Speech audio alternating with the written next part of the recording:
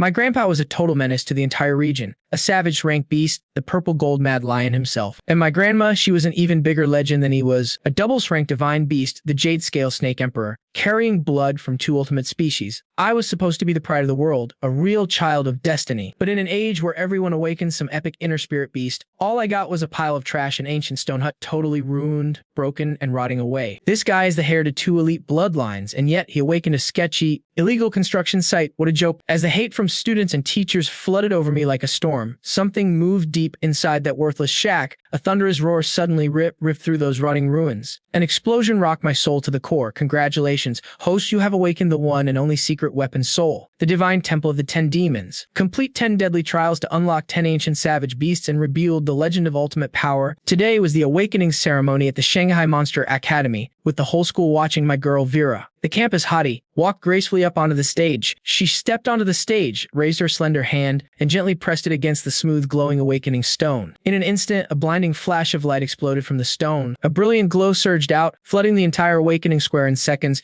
It was so intense that nobody could even keep their eyes open. The crowd went dead silent before erupting into thunderous gasps. That aura was insane. She is at least in a rank. She might even hit rank status with that power. As the light faded, Vera appeared. She had undergone a breathtaking transformation into a majestic, deer-like spirit beast. Her body was covered in shimmering feathers of turquoise and gold. It was the legendary rank blue feather spirit deer, a super rare and powerful healer type for the battlefield. The ultimate battlefield support, the healing power of that blue feather spirit deer is straight up terrifying. Massive output and endless stamina. Every high-level guild is going to be fighting tooth and nail to recruit her. Beast ranks go from the bottom to the very top. Ds, BS, doubles, sipples, and triples. 7 ranks in total. Awakening a B rank beast makes you a genius by most standards, but in rank that marks you as a true 1 in a million prodigy with a bright future. Doubles puts you in the elite ranks of a Daxia. As for the legendary triples rank, less than 10 people in all of history have ever reached that level. In this moment, Vera's future was glowing bright. She walked toward me, still radiating that brilliant, divine light. Her steps were graceful, but the warmth was gone. Her eyes were ice cold and full of indifference. "Good luck," she said. She spoke dryly and just brushed right past me. Her voice was freezing. I knew exactly what she meant by that. Without saying a word, I just gave a small nod and headed toward the awakening stage.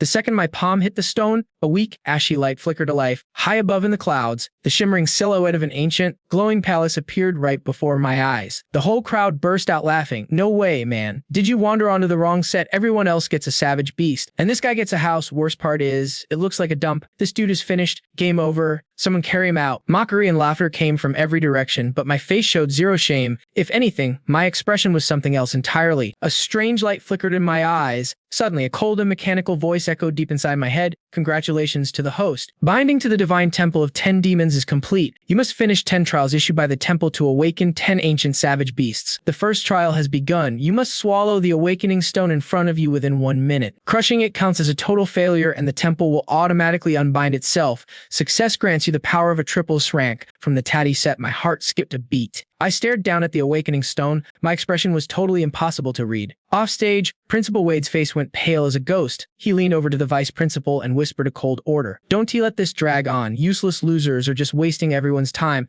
Tell him his right to take the college entrance exams is canceled. He needs to withdraw and clear out today. Clean out his dorm room today. He has 1 month to pay back all overdue tuition, or we are taking him straight to court." "Yes, sir," the vice principal nodded and stepped up onto the awakening stage. He looked down at me, his voice flat and cold. "I have an announcement to make. Due to unpaid tuition for a full year, the school has decided to expel you. You are officially kicked out. You must vacate the school dorms within 24 hours. All outstanding fees must be paid in full within 1 month. No exceptions. Fail to pay in a month, and we will take legal action." He tossed the expulsion notice onto the stage right at my feet. Right then, Vera stepped to the edge of the stage, her eyes filled with pure contempt. "I have thought it over very carefully," she said. "We were never meant to be. I awakened an rank blue feather spirit deer, and you got stuck with a rank piece of trash. We live in different worlds now. You have absolutely nothing left to offer me. We are done here." Her words cut like a blade as she turned and walked away without even looking back. Then, that cold, mechanical voice echoed deep in my mind once again. "Immediate emergency. Starting 5-second countdown. Host must swallow the awakening stone right now to complete the trial, or the divine temple of 10 demons will automatically unbind from your soul." Alright then, I am swallowing it. I have been given a second shot at life,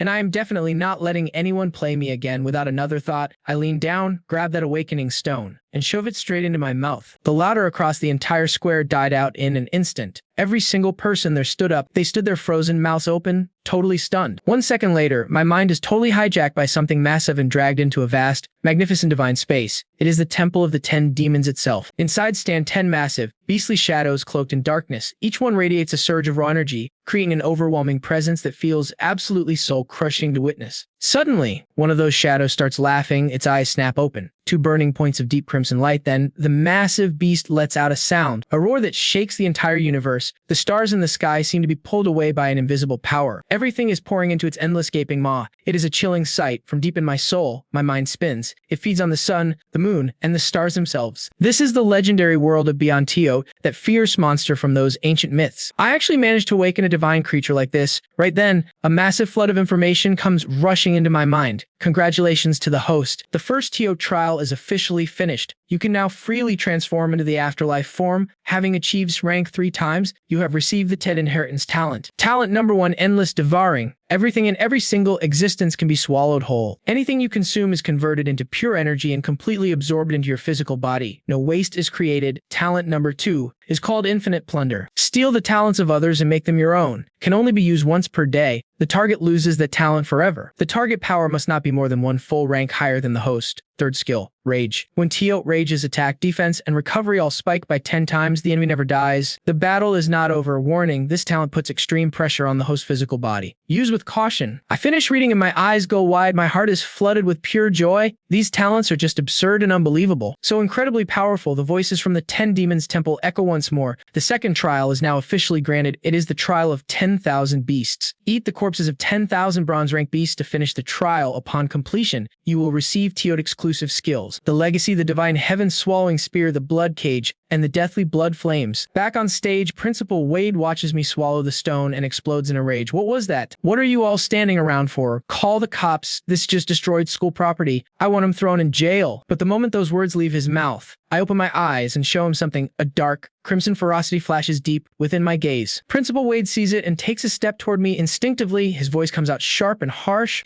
You still think you can play the tough guy? Let me tell you something. That Awakening Stone was worth $5 million.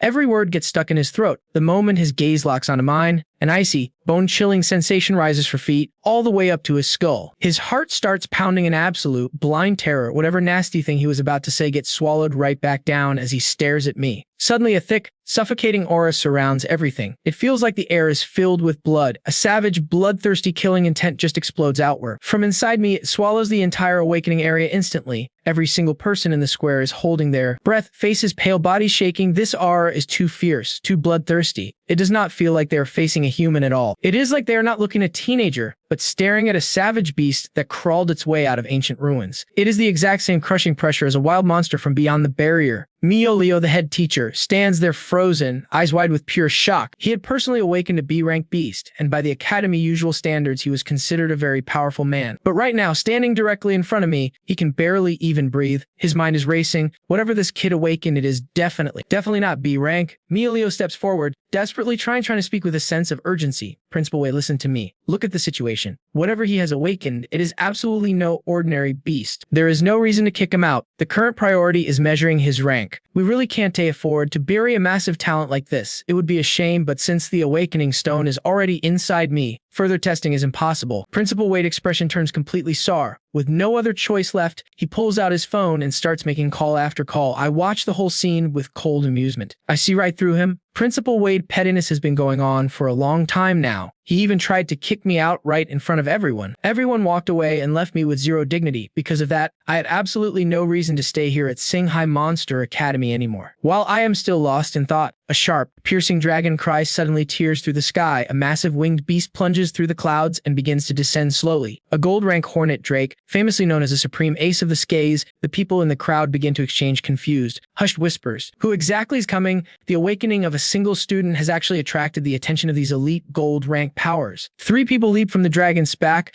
The creature itself shifts into a middle-aged man landing on the ground. The crowd looks closer and erupts in cheers. These are the 4 big shot principals: Purple Gold, Blue Sea, and Gentle Wind. Little monsters lug a massive awakening stone between them and walk straight toward Principal Wade. One principal grins. Old man Wade, we heard your awakening stone was swallowed whole, so we brought the biggest and purest one from our academy. Take a look, way better than your old junk, right? A Principal Wade, his face cycles through every shade of pale and green. He lets out a cold snort. I knew it. What are you guys plotting from thousands of miles away? Just give it here. Principal Wade grabs the stone and immediately forces a fake smile. My boy, my behavior earlier was totally out of line. I should have acted so fast. Never mind that old rock, we have a new one right here. Give it a shot, let's see your beast actual rank. That expulsion notice, we were taking it back immediately. Stay at the academy, you'll get first dibs on every single resource we have. I give a cold, mocking smirk, Principal, you already expelled me, so you can fire me twice. I'm done with Shanghai Monster Academy. Wait, his face goes dark. What? You're not staying, think twice. Shanghai Monster Academy is the top school in the entire province. You will get the best education and the richest resources here. Don't throw your whole future away. I don't even bother arguing, I just repeat it, cold and firm. I'm not staying. Way's face turns completely black. The 4 visiting principals swarm me instantly. Everyone moving in a rush. They start fighting over who gets to convince me. Forget him, join Hurricane Monster Academy. We only have 2 rank students right now. If you join us, every resource we own is yours. No limits, why waste your time here? Come to Purple Gold Academy. We only have 1 rank student, so every resource will be focused entirely on you. Way better than their offer. Blue Sea Monster Academy does even have a single rank student. Rank student, come to us and every resource in school is yours alone. No competition, no rivals. I'm telling you this for your own good. Just listen to me. Come to Shade Wind Monster Academy. We have a rank student, but we also have the hottest girls in school. You just got dumped, right? Come to our school, take your pick of the girls, and I promise you won't be disappointed. The 4 principals argue until they re-red in the face, spit flying everywhere.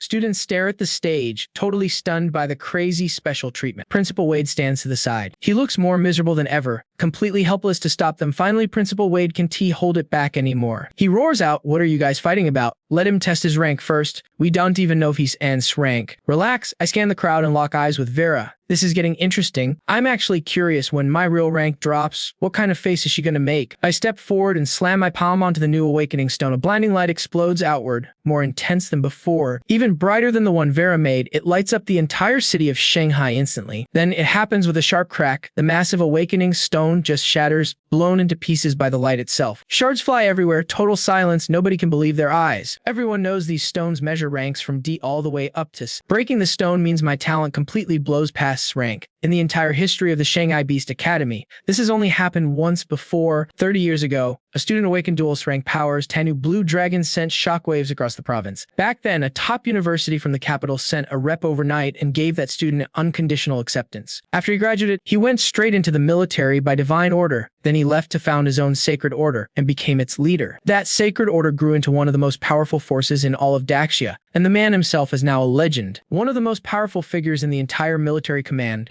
King Rex, captain of the Holy Order and one of the 36 war kings of Daxia. That name is burned in every heart in Shanghai. Vera stares at the crowd. Her jaw drops, all that pride and cold indifference just vanishes from her face. It's pure shock and disbelief. The boyfriend she literally just dumped minutes ago, he just awakened god-tier talents, rank, maybe even the legendary duels. The reality of her mistake hits her all at once. Her knees buckled and she just collapsed, face in the dirt, twisted with regret. Those 4 principals lost their minds the second they saw it. Because of that, they are scrapping harder than ever. No joke, Hurricane Monster Academy landed doubles ranks. It is a fact, no debate needed. Having 2 ranked students, anyone would kill to have that kind of power. We do not want them anymore. You are giving them up. Azure C doesn't want them, and neither do they. The second I get back, I am making every student repeat the year. Every single resource in this school is getting pushed to the max. This is strictly for Mu. You 2 are straight up insane. Purple Gold might not go this far, but I am more than ready to do it. I will save every single penny I have. I am buying Mu the absolute best for his wedding. Every resource that cold hard cash can buy. Don't even try competing with us on resources. Windshade has a ton of filthy rich female students. Once Mu walks through those doors, they will drop unlimited cash on him. He can buy whatever gear he wants, anything he needs, exactly when he needs it. While the 4 principals are losing it, Principal Wade just gives a cold laugh. Don't start celebrating just yet. Across 72 Daxia provinces and 36 territories, whenever an awakened above rank appears, they have to report straight to military command first. They will send representatives to the unique Awakening Stone to get a precise rank evaluation. A talent like this one have to sit through any entrance exams.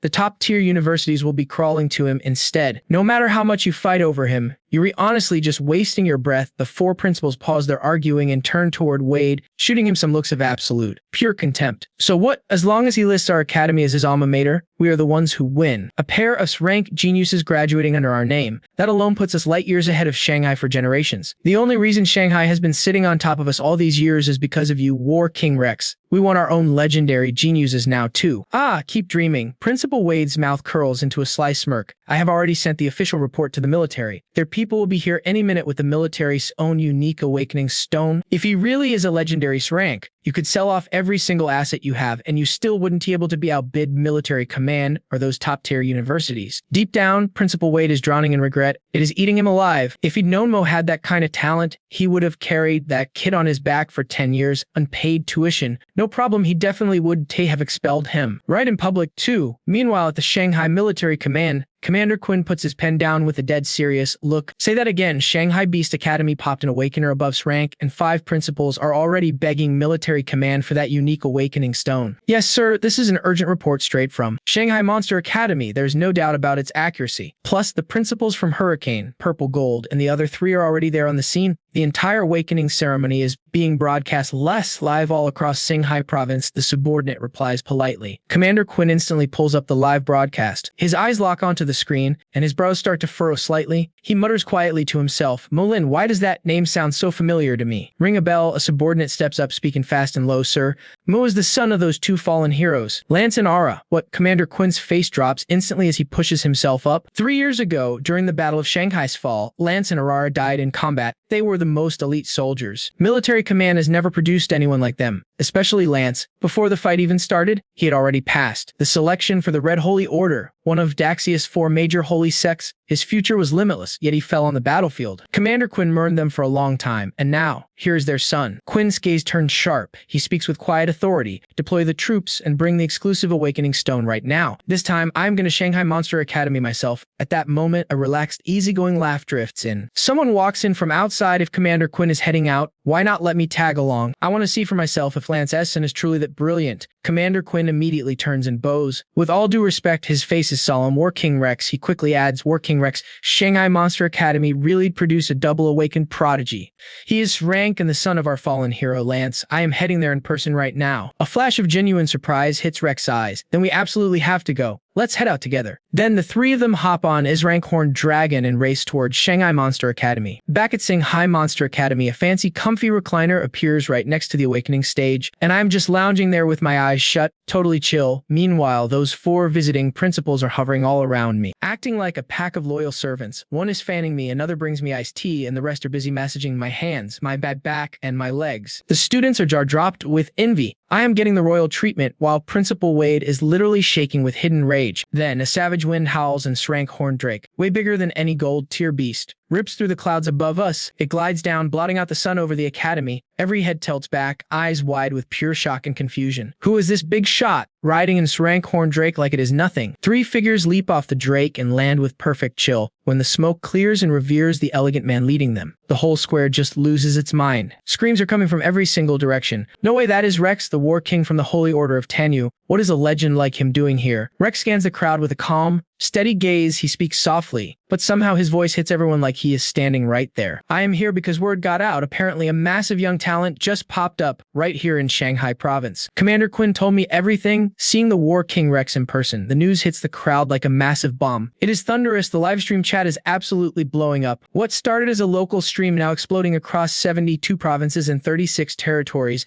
Everyone in Daxia has their eyes glued to the screen right now. The whole country is watching this ceremony. Watching me, Rex finally locks his eyes onto mine. He gives a smooth, fatherly smile. He sounds like a guy who is very used to giving orders and advice. I heard you quit the academy. Look, kid, do not be impulsive. Being short-sighted is a mistake you cannot afford. You build your own future, and honestly, you are in the wrong here. You have got amazing potential. Principal Wade just overreacted. Let us fix this. Both of you apologize, drop the drama, and just move on. Once you graduate, join my order. My son Ren is already a member of the Holy Tanyu. You kids should hang out and learn from each other. It is a win-win. Every eye in the square is on me, waiting. Here's my answer. Vera is staring at me, burning with pure jealousy. I used to be her little lapdog, and now I am getting a personal invite from the War King himself. I have everything she ever dreamed of. Is it fair? I slowly open my eyes. My voice is ice cold. It is over. I am not going back to school, and I am definitely not joining your Tanyu order. Rex's face twitches with cold fury. In 10 years as the War King of Daxia, nobody has ever had the guts to actually say no to him. Until now, Rex just chuckles with pure contempt. Does this kid think double rank makes him untouchable? He will not even show me respect. He will pay soon. The square goes dead silent. Everyone realizes it instantly. I just picked a fight with the War King Rex. Rex. The four principals look terrified. They all quietly take a step back, holding their breath like their lives depend on it. My recruitment is dead in the water, making an enemy of a war king. Not worth it, not even for talent. Even the top colleges that were thirsty to sign me are having second thoughts. They are backing off, but I do not care. I stand up and walk toward the commander's exclusive Awakening Stone. Rex shoots me a look of pure disgust, then turns to Vera. His attention shifts like I do not even exist. His voice goes surprisingly soft. Young lady, you woke this rank blue feather spirit deer. That is some serious talent. Want to join Tanya after you graduate and help my son Ren? Vera's eyes light up like a Christmas tree. All that jealousy and hate just vanishes. It is replaced by pure, unadulterated joy. She scrambles to her feet. She bows like she is meeting a god. It would be an honor. Thank you, War King Rex. She thinks hitching her wagon to Rex means infinite wealth and status. Maybe she could even become the War King's daughter-in-law. The second those words leave her mouth, boom, a thick pillar of blood-red light explodes out of me. It rips through the clouds and blasts straight into the heavens. An ancient, bloodthirsty, and terrifying vibe takes over the whole academy. In a heartbeat, it spreads through every corner of the province. Everyone is getting crushed by this aura. They are suffocating under the weight, dropping to the floor one by one. They are kneeling with faces pale from fear at the center of that burning pillar. I transform into the Taotie. Pure, unstoppable power, 10-foot blood-red body covered in armored scales, eyes glowing with a savage, endless hunger. Tattered wings quiver on my back. I stand there like a blood god that just crawled out of hell. This overwhelming presence is literally crushing everything.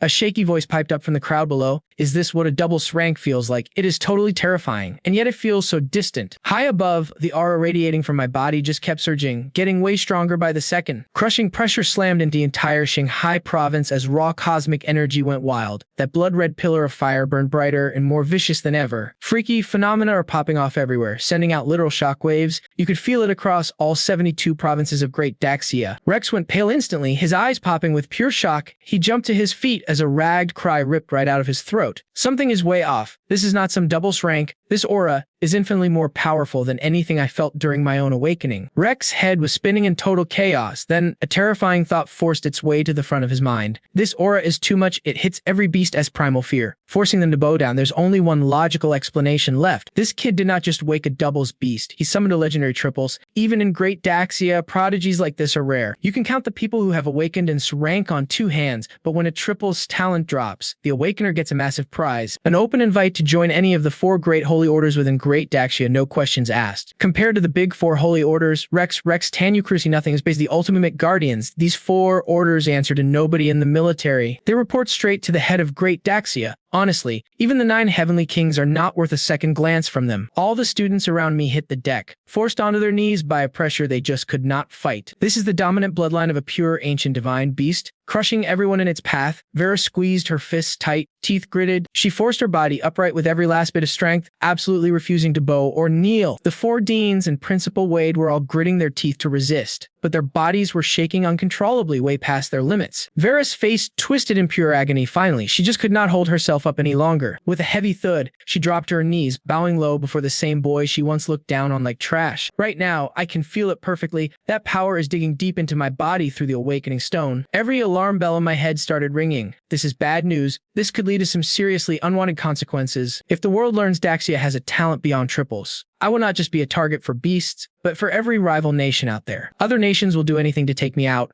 I immediately start channeling the power of Tiet Sendless Devourant. I force that energy back with everything I have got, dragging every single scrap of my wild aura back inside its limits. Meanwhile, way up past the human barrier, a massive beast slammed into the dirt on the wild, open plains. It was a level 3 golden jade monster, a legit beast king that had ruled this territory for hundreds of years. A guy in silver combat armor stepped out from behind the massive, ruined statue, casually wiping blood off his spear like it was nothing. He said, "Tell them to send a recovery team for this carcass. And look, stop calling me for every little annoying thing that pops up. They are just too weak, not even worth the effort. Understood? Vice Captain, are you heading back to the order?" "Back for what? Nothing back there is even remotely fun." The man grinned wide. "I heard a triples talent just popped up in Shanghai province. I am going to track that kid down myself. We can have some fun. He is my kind of people anyway. Genius is always a lonely road," the man laughed, ending the call. He launched himself into the air, disappearing into the distance like a flash of silver light. This guy was the vice captain of the Red Holy Order, one of the 4 great orders, and the youngest ranked 9 triples awakener ever. That is the heavenly silver dragon, Zayn, back at the Shanghai Academy Square. A loud voice rang out. "Okay, that is enough. Just how long do you plan on keeping everyone pinned down on their knees?" Showing zero emotion, I pulled my hand back and returned to human form. Rex shoved down his shock and took a step toward me. His gaze was searching. I am curious, what kind of beast did you actually awaken? I have studied every record in the archives. I have never seen an aura or a form like that before, so what is it, Mother Tia? Rex's eyes lit up instantly. He looked intensely interested the moment he heard the name, Tia. Can you tell us more about this creature? It has never appeared in human records, so its research value would be massive. I just narrowed my eyes and said nothing. Everyone knows that making your beast details public is basically like handing out a list of your weaknesses to the entire world. In that moment, a booming voice ripped through the sky, rattling everyone's eardrums. If you are so interested in secrets, why didn't you try this? Bring out your Azure Tiny Dragon first. Give us a really solid summary of its strength. Before the echoes of those words even faded, a figure dropped straight out of the sky and landed right in front of me.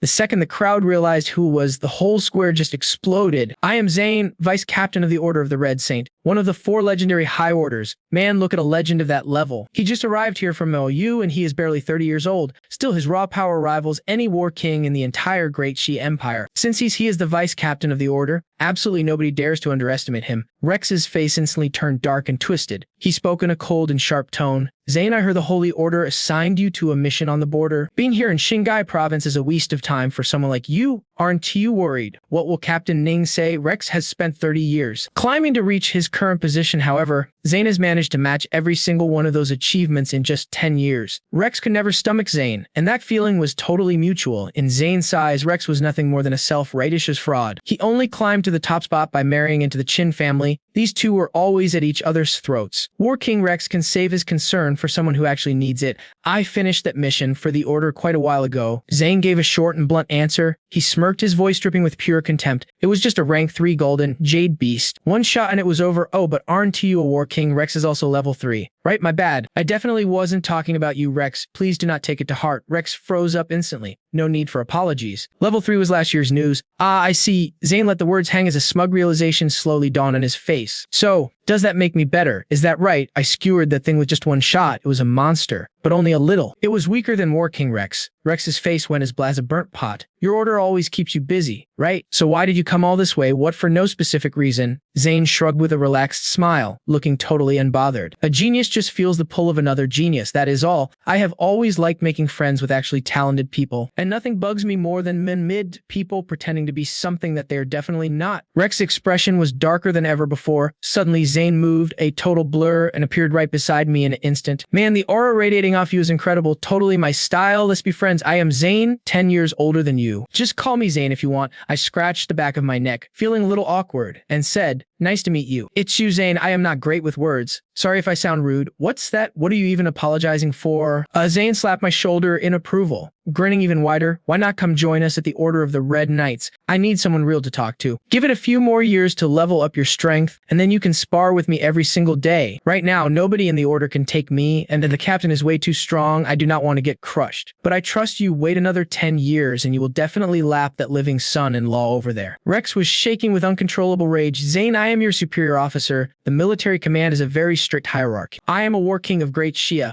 Publicly insulting a war king is a valid reason for arrest and suspension. I have every right to do it. Zayn looked completely unbothered and practically beckoned Rex toward him with a single finger. Let's go then, I want nothing more. By the way, I am officially issuing a challenge for your rank right now. Do you actually dare accept? Rex's face twisted. It was pathetic. He could not say a word. Coward. Zayn laughed mockingly. I love that look on your face. Can't he stand up? Nobody beats me, Vice Captain Zayn, so what is the point of all this? Why humiliate my father in front of everyone like this? Ren could not hold back anymore and stepped forward, choking with anger. My father was showing you respect as a junior. Do not push it. Adults are talking. Who told a kid like you to speak? Shut your mouth. Zayn threw a lethal cold glare at Ren. Ren froze up like he had been dropped in a dark hole. An ice hole. Every muscle locked up, and even breathing became difficult. Oh, am I supposed to be scared? Are you joking? You and your father didn't hesitate to gang up on me just a moment ago. Zayn's gaze swept the square as everything went silent. I watched this whole broadcast from start to finish. Every single one of you is disgusting. Since when did Great Sia become this? Powerful people becoming a mob of cowardly opportunists with no vision. It is because of people like you that Daxia is ruined. Mo, I have absolute trust in him. When his parents joined the Order of the Red Saint, I was there. I was the one who evaluated them. His father, Lance, was a man of massive influence with an iron will. I believe the apple does not fall far from the tree. His son is the same. The Red Order wants him. Let me go on the record right here and now from this point forward. Mu is my sworn brother. Anyone who dares to lay a hand on him better check if my silver dragon spear is sharp enough to stop them. Zayn waved. He backed away with a wide, powerful sweep. The silver spear in his grip rocketed into the sky like a streak of liquid light before crashing back down, driving itself deep into the earth at the center of the square. The spear hummed, echoing with the sound of a dragon's cry. Rex watched, his eyes turning cold as ice. This was the first time he had ever been totally humiliated in front of a crowd, but he knew the truth. If he actually threw down with Zayn, he would not stand a chance. Just then, more figures suddenly appeared in the sky, looming over the entire Shanghai province. This time, absolute shock rippled through the crowd. The presidents of every elite, top-tier university in Daxia had finally arrived on the scene. All of them, back when Rex awakened his SSS-rank Azure Dragon spirit, even that did not draw a crowd like this. The whole school was in total chaos. My god, what is even happening right now? What kind of monster did our class just produce?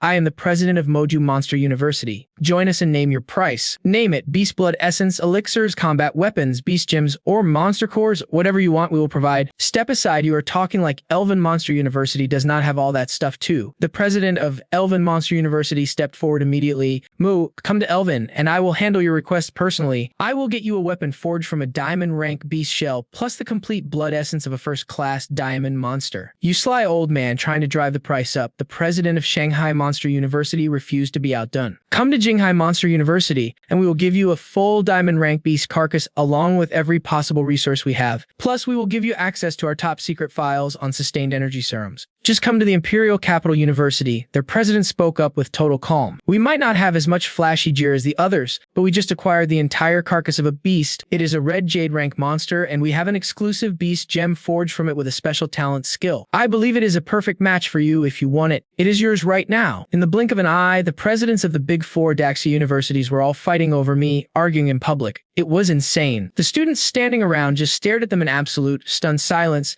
Red jade rank beasts, or even diamond ranks for these regular students, those things were nothing but impossible pipe dreams. Dreams like that were forever out of reach. Every single pair of eyes in the crowd started turning red. Pure envy. Vera's face was twisted beyond belief, filled with bitter jealousy. Her entire body was shaking from head to toe. She forced a fake, flattering smile and edged closer to the president of Modu Monster University, carefully clearing her throat. Hi there, you are the president of Modu Monster University, right? I am Vera. I awaken in rank green feathered deer spirit. Rex already promised me a spot in the Tanu Holy Order, so I am pretty good, right? The president just made a vague noise, acting totally indifferent. He did not even glance at her as he went back to arguing over me. Vera stood there stunned like she had just been hit by a brick. Then, Zayn let out a thunderous roar that silenced the entire square. Alright, you four old geezers need to shut your mouths. I am telling you straight up, Mo is not going to join any of your universities. Are you really trying to tell me that there's no place in all of Daxia that is better than your four schools? As soon as those words landed, every face in the square changed.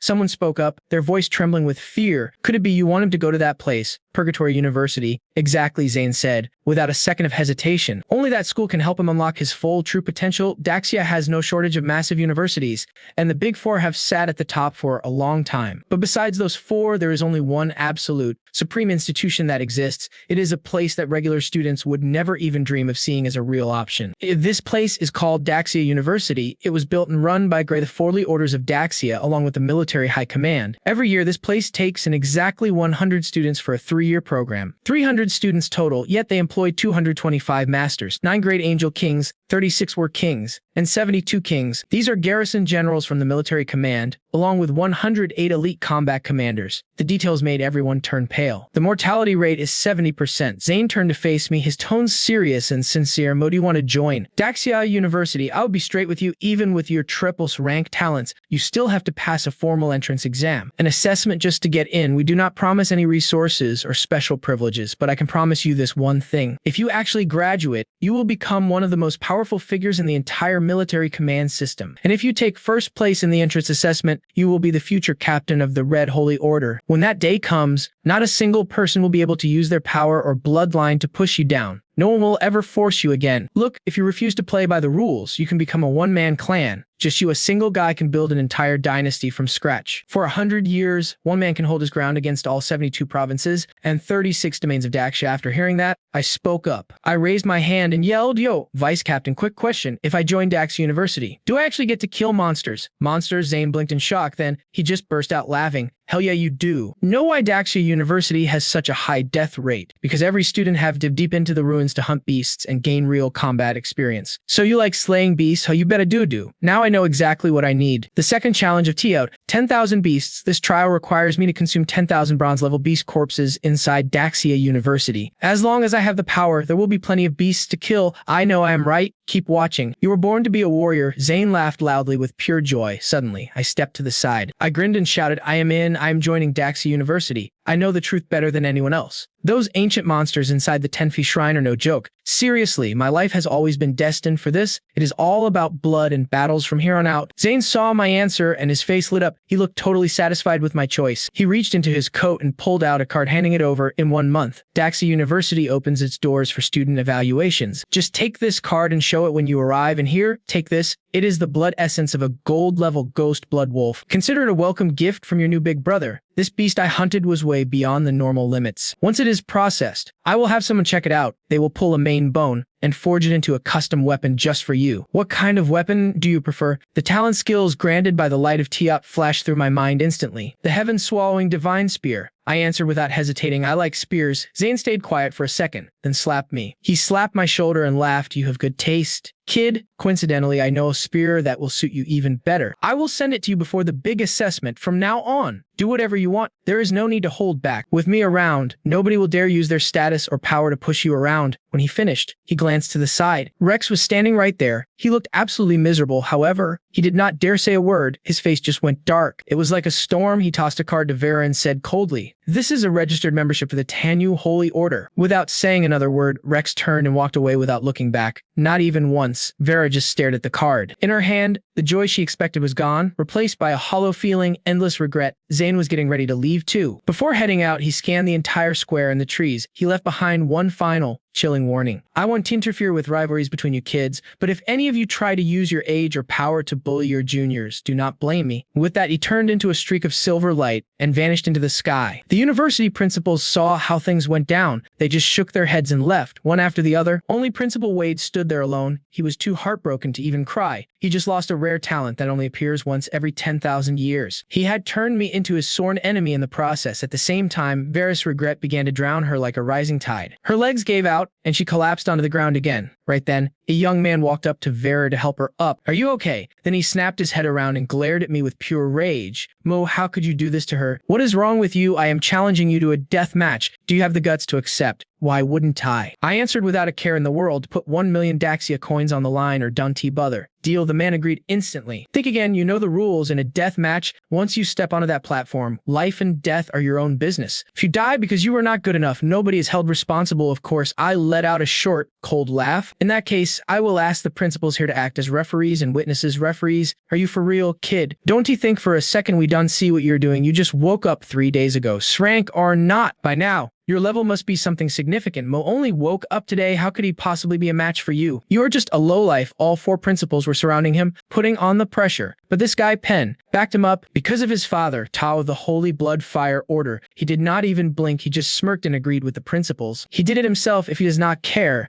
why should any of you? Penn is right. This is my choice. Just show some respect. I am talking to you. One of the principals turned to Penn with a look of pure rage. "Do not think I don't know your game. You can have what you want. So you decide to destroy it instead. What is wrong with you? And Wade, we are totally through. Look, skip the social distancing. This whole company is a joke anyway." He looks at his voice dropping low. "Just keep moving and throw down. I will be the ref." The words barely leave my mouth before Pensar explodes with insane raw power. He completes the shift, turning into that rank beast of his. The needle, check it out. That is a 5th rank black iron. He woke up ages ago, 3 days in, and he is already at black iron rank 5. Man, this guy definitely put in the work. Getting that far was pure insane luck. The crowd is going wild, a massive wave of people shoving through. Then, this bright aura puts all eyes on me. I shift into a blood-red silhouette of the Taotie species. Pure power, but this time, not a single peep from the audience. Total silence. Why? because the rank sign hovering over my head says Black Iron first rank, 4 years, and that is it. Everyone is staring. I do not care how strong they think they are. Closing that gap is impossible, right? Whatever. I do not care. Who cares about rank 5? They have no clue what this ancient, savage beast actually is, or what it can really do. Pen turns into a golden blur, slamming into me like a fallen mountain. Fine, I activate my talent right then and there. Absolute rage, my aura spikes. It is pure madness in a heartbeat. By the time Pen sees what is coming, well, way too late. Huge Taotie claws slam down that golden bird. Jaws snap open as I finally trigger my special talent. Endless pillaging. Pen feels it immediately. His flashblade talent is literally ripped right out of his soul by force. Stop! Who do you think you are? Who dares touch my son? A crazy, furious roar rips through the whole place. A Pen's dad just showed up. Big shot from the Bloodfire Holy Order. He is staring me down with nothing but pure murderous hate. His eyes are popping. You dare kill my son? I'm ending you right now. Death match or not, life or death. I do not care. I just look at him, eyes cold as ice. Who do you think you are? You lose. You die. Those are the rules. Not a chance. I drive a claw straight into his chest. Ripping it wide open, I crush his beast core with my bare hands. Trash. It turns to dust in my grip. The whole crowd is watching. And honestly, not a single person can find the words to speak. Suddenly, a massive stone monument drops from the sky into the ground, shaking the entire square to its core. This is Dao's awakened beast, a giant stone statue. It reaches out a hand big enough to block the sky, crushing down towards me. You murdered my son. Now I am killing you. You can go join him in the dirt. Students are screaming and bolting in every direction.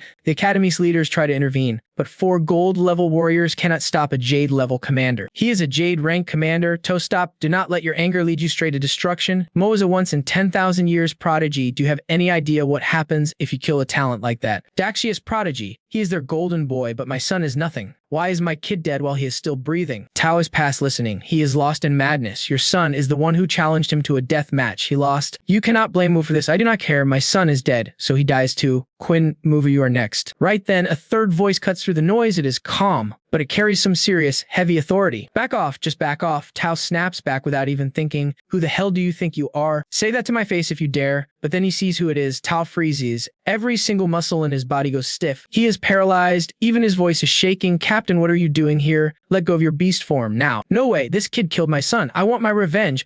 I am taking it. Are you insane? Have you lost your mind? Captain Blaze of the Bloodfire Order speaks. His voice is ice cold. Your son died because he sucked at a death match. Who else can you blame? He belongs to Zayn, the 9 Heavens Silver Dragon. Zayn said it himself. Anyone bullying the weak gets zero mercy. You want to drag the whole Bloodflame Order down to hell with you. Is that it? I do not agree with this. Captain, you don't have a choice. Blaze's voice is freezing. Blame your son for being weak. Just so you know, the live stream is still running. Zayn is likely watching every single second of this mess. If he actually shows up, even I cannot protect you. Tao is staring me down, eyes burning with pure, murderous hatred. That giant palm is still hovering in the sky right above me. It is coming down, and there is absolutely nothing I can do. I have to take this from the captain. If you can handle it, then just go ahead and die. Suddenly, a razor-sharp spear bursts into light right in the air. Blaze's face goes pale. It is Zayn, the 9th Angel Silver Dragon. He is here? Nope. Wait. This is just his fighting spirit. So this is the power of a 9 Heavens Silver Dragon. Captain Zayn, please spare Tao for me. Before Blaze can even finish speaking, the light from that spear flashes. It drops right on Tao's head. That massive stone statue gets hit like divine lightning and just explodes into pieces. Right now, who do you think you are? You're demanding respect from me. His cold, ruthless voice echoes through the silent air. Anyone who messes with the prodigies of Daxia gets wrecked. They are labeled a traitor with 0 exceptions. Period. Does the blood flame holder have a problem? Or are you talking about Dao? Was this your call? Captain Blaz turns pale. His face goes white instantly. He scrambles for an answer. This has nothing to do with the blood flame order. Not at all. If you want it done right, do it yourself. Vice Captain Zayn finishes it perfectly. The crowd just loses their minds in shock. This is Zayn's house. This is why I have the guts to challenge Daxia, the god of war, finally steps out. In all of human history, there's never been a prodigy like this. Straight up rare. But most of them die young. No power, no status, no backup. It doesn't matter how talented you actually are. Tons of people are plotting to take me down. But now I have got Zayn with him back there. Nobody's bullying the weak anymore. No one dares pull strings to crush me anymore. Dao is the ultimate warning to every single one of them. Blaze breaks the silence and bows. He talks to me, voice dripping with fake praise. So, who is responsible for this mess? Totally my fault for not disciplining my subordinates. Please, take this spirit jade made from a gold-level meteorite. Firewolf, take this as my personal apology. Guys, the crowd is speechless again. Nobody expected the captain of the order. The Blood Flame Holy Order is bowing and apologizing publicly to some rookie. Meanwhile, at Red Order headquarters in the capital,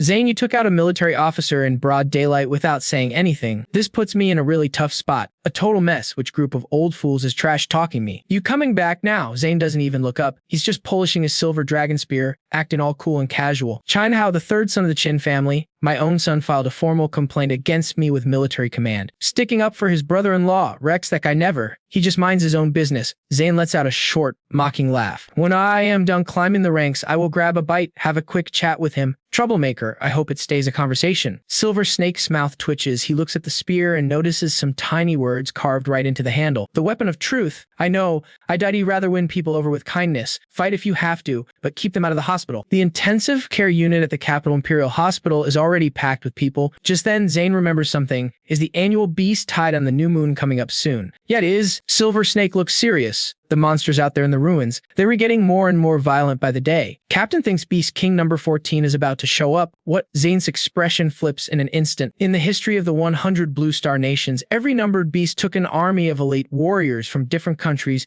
to kill. Has no single country ever managed to take down a high-numbered beast alone? 30 years ago, when that 13th beast finally appeared, the old captain of the Red Knights fell in battle, and we lost more than half of the 9 great heavenly kings. If even the elites are struggling, regular soldiers on the front line don't stand a chance. The monsters in the ruins are strong, no doubt, but in this new era, they can't land a killing blow on a powerful nation like Daxia. There is only one threat that requires total caution. A numbered beast, a king capable of erasing a whole country. Silver Snake shakes his head and says, once upon a time, when the new moon beast tide hits, all 4 big holy orders will mobilize and force their way into those ruins. When that happens, neither of us will be around, and that kid you are watching is going to be in trouble. He will be fine. Zayn snacks back to reality and smiles. I have still got time, and he's the one I trust. Trust him. I have never seen you care this much about anyone else. Silver Snake shakes his head, totally confused. What's the deal? Don't tell me it is just because of how talented he was on the trip. The oldest daughter from the Jacka family is a triple S2. She practically begged to be your student, but you turned her down for no reason. Think about it honestly. That is something I just can't tell you. Zayn stares quietly at the palm of his hand. The moment he saw Taotie wake up on the screen, his hand started shaking. In that second, he saw something. A massive, blood-red ancient creature, standing among the stars, devouring the sun, the moon, and the stars themselves. What people call numbered beast tings, or those monsters from the trips, compared to that thing, they are just low-grade snacks. Zayn understands this better than anyone else ever could. My talent is huge, way beyond triples. I pocket the beast Jade Blaze gave me and walk out of the ceremony hall. The Shanghai Monster Academy's Awakening ceremony was finally over. I scanned the crowd and saw a few faces looking like they just swallowed a mouthful of rotten garbage. One was Principal Wade, the guy who kicked me out for a collapsing building. The other, my ex, Vera, and her parents. Guess they finding out the hard way that every choice comes with a heavy price. Back in my rental, after waking up and realizing who I am, cash is irrelevant, I reached out to the buyer. Who is it? I tried to buy back my old house, but it was already sold. After digging, I tracked the new owner down. Her name is Celestia. I couldn't help but smirk. That's a lot of confidence for one person to have. Who gives themselves a name like that? I shook my head and dialed. Hello, Miss Shia. My name is Mo. I'm calling about the Jingyan residential apartment complex. Can we meet? I already live there and have zero plans to sell. A cool, clear voice replied. She hung up. Just as I thought the deal was closed, my phone buzzed again. What was that about? What was your name, Moo? 30 minutes, Sea Island Cafe. I will be there. Then a total knockout arrived. She sat right across from me. A thick stack of papers sat on the table between us. The place is mine, and it's not for sale, but I might rent you a room. Here is the contract. I blinked. This woman really gets straight to the point. She wants to room together. What is the rent? Crazy high? Celeste just arched an eyebrow. How about $1,000 a month? Can you handle that? I was speechless. It's my apartment. Market rate is $4,000 minimum. Celeste definitely has a hidden motive for an offer like this. Then I thought, if she isn't he scared. Why should I be? I grabbed the pen and sighed. As I finished, a tiny smile touched her lips. Time to see what you remade of move. We both triples talents. So what makes you so special that Zayn is this interested? I'll find your secret. That night, she took me to dinner, using the meal to pry information. I agreed instantly, but the moment we stepped inside, every single head in the room turned. Look, that is the eldest daughter of the high and mighty Shaklin Empire capital family. Celeste, she is a total smoke show. I heard she hits rank during her recent trip. A true prodigy awakener, rare breed. I glanced at Celeste sitting right next to me. You were the capital's big shot. She nodded. No way, pretty boy, you really didn't know? Celeste, is a cheerful voice piped up nearby. It was Suzu Ning, her best friend. She scanned me with pure curiosity. So, what's the deal with you two? She's my landlord. I'm just her tenant, I said. Suzu's eyes lit up. Celeste living with a guy. Celeste ignored the teasing. Once we were in a private room, I finally faced her. Level with me, why is a Shia family Harris trying so hard to get close to me? What are you really after? Simple. Celeste didn't he beat around the bush. I tried to train under Zayn and he rejected me, yet he traveled to Shanghai. Just for you, he even carried out direct military orders for your sake. He can just kill commanders. Now the Qin family's third son has filed a formal complaint. Zayn's situation is now very delicate. Tell me, what makes you so incredibly special? Why does a senior like Zayn value someone like you this much? I'm also a triples awakener and I done tea like being second. Wait, you're jealous of me. Jealous of you? As if Celeste fired back without missing a single beat. Zayn clearly has his own reasons. Why ask me? Go ask him yourself. If you're redoubting me, let's settle it. Suzu chimed in, yeah, you two should fight. Maybe after a brawl. Celeste will understand. I can referee. Celeste thought and then nodded. Suzu is right. A match makes sense, but a direct brawl isn't really ideal. I might not be able to hold back, and with exams coming, injuries are bad news. Here's my idea. Let's go to the Shanghai Barrier Rankings, monster number 45. Doesn't matter who wins, first strike takes it deal. New ITN, you spill the beans.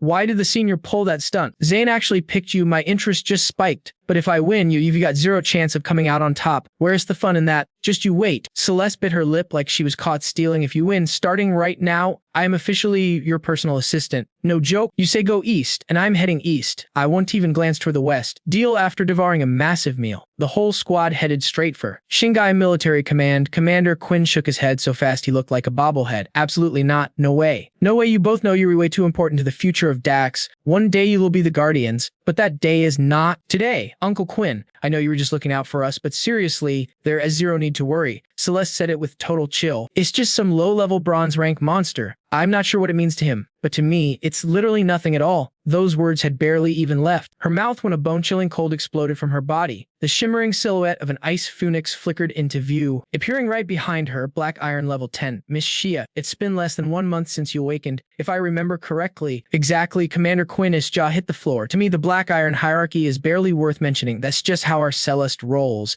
Suzu cheered from the sidelines. Uncle Quinn, I want to go out and play past the barrier too. Are you kidding me? Commander Quinn looked totally helpless. Miss Gia, your power speaks for itself, but what about you? What rank are you? Just some half-baked black iron level guy over there. Commander Quinn nearly lost his mind. Does that mean you haven't even formed a rank badge yet? He turned his gaze straight toward me. And what about you? What level are you at right now? I know you crushed Penn at Black Iron level 5 during the Awakening ceremony, but if level 5 is your absolute limit, there is no way I'm letting you out. I paused for a long second. I'm only Black Iron level 3. No, absolutely not. Even Celeste was struggling to hide a smirk next to me. She spoke up in a playful voice. Maybe you should just admit defeat right now and move on. Commander Quinn, I'm worried about the overall safety here. I thought about it for a brief moment. I turned to the group, everyone, just stay put for now. Give me a minute with that. I spun around and walked out of the office. I ducked into the bathroom next door. I pulled out 3 bright red vials and 3 beast cores. This is the essence blood and beast cores from the level 3 bronze monsters I snatched from Penn. Then I trigger my secret talent,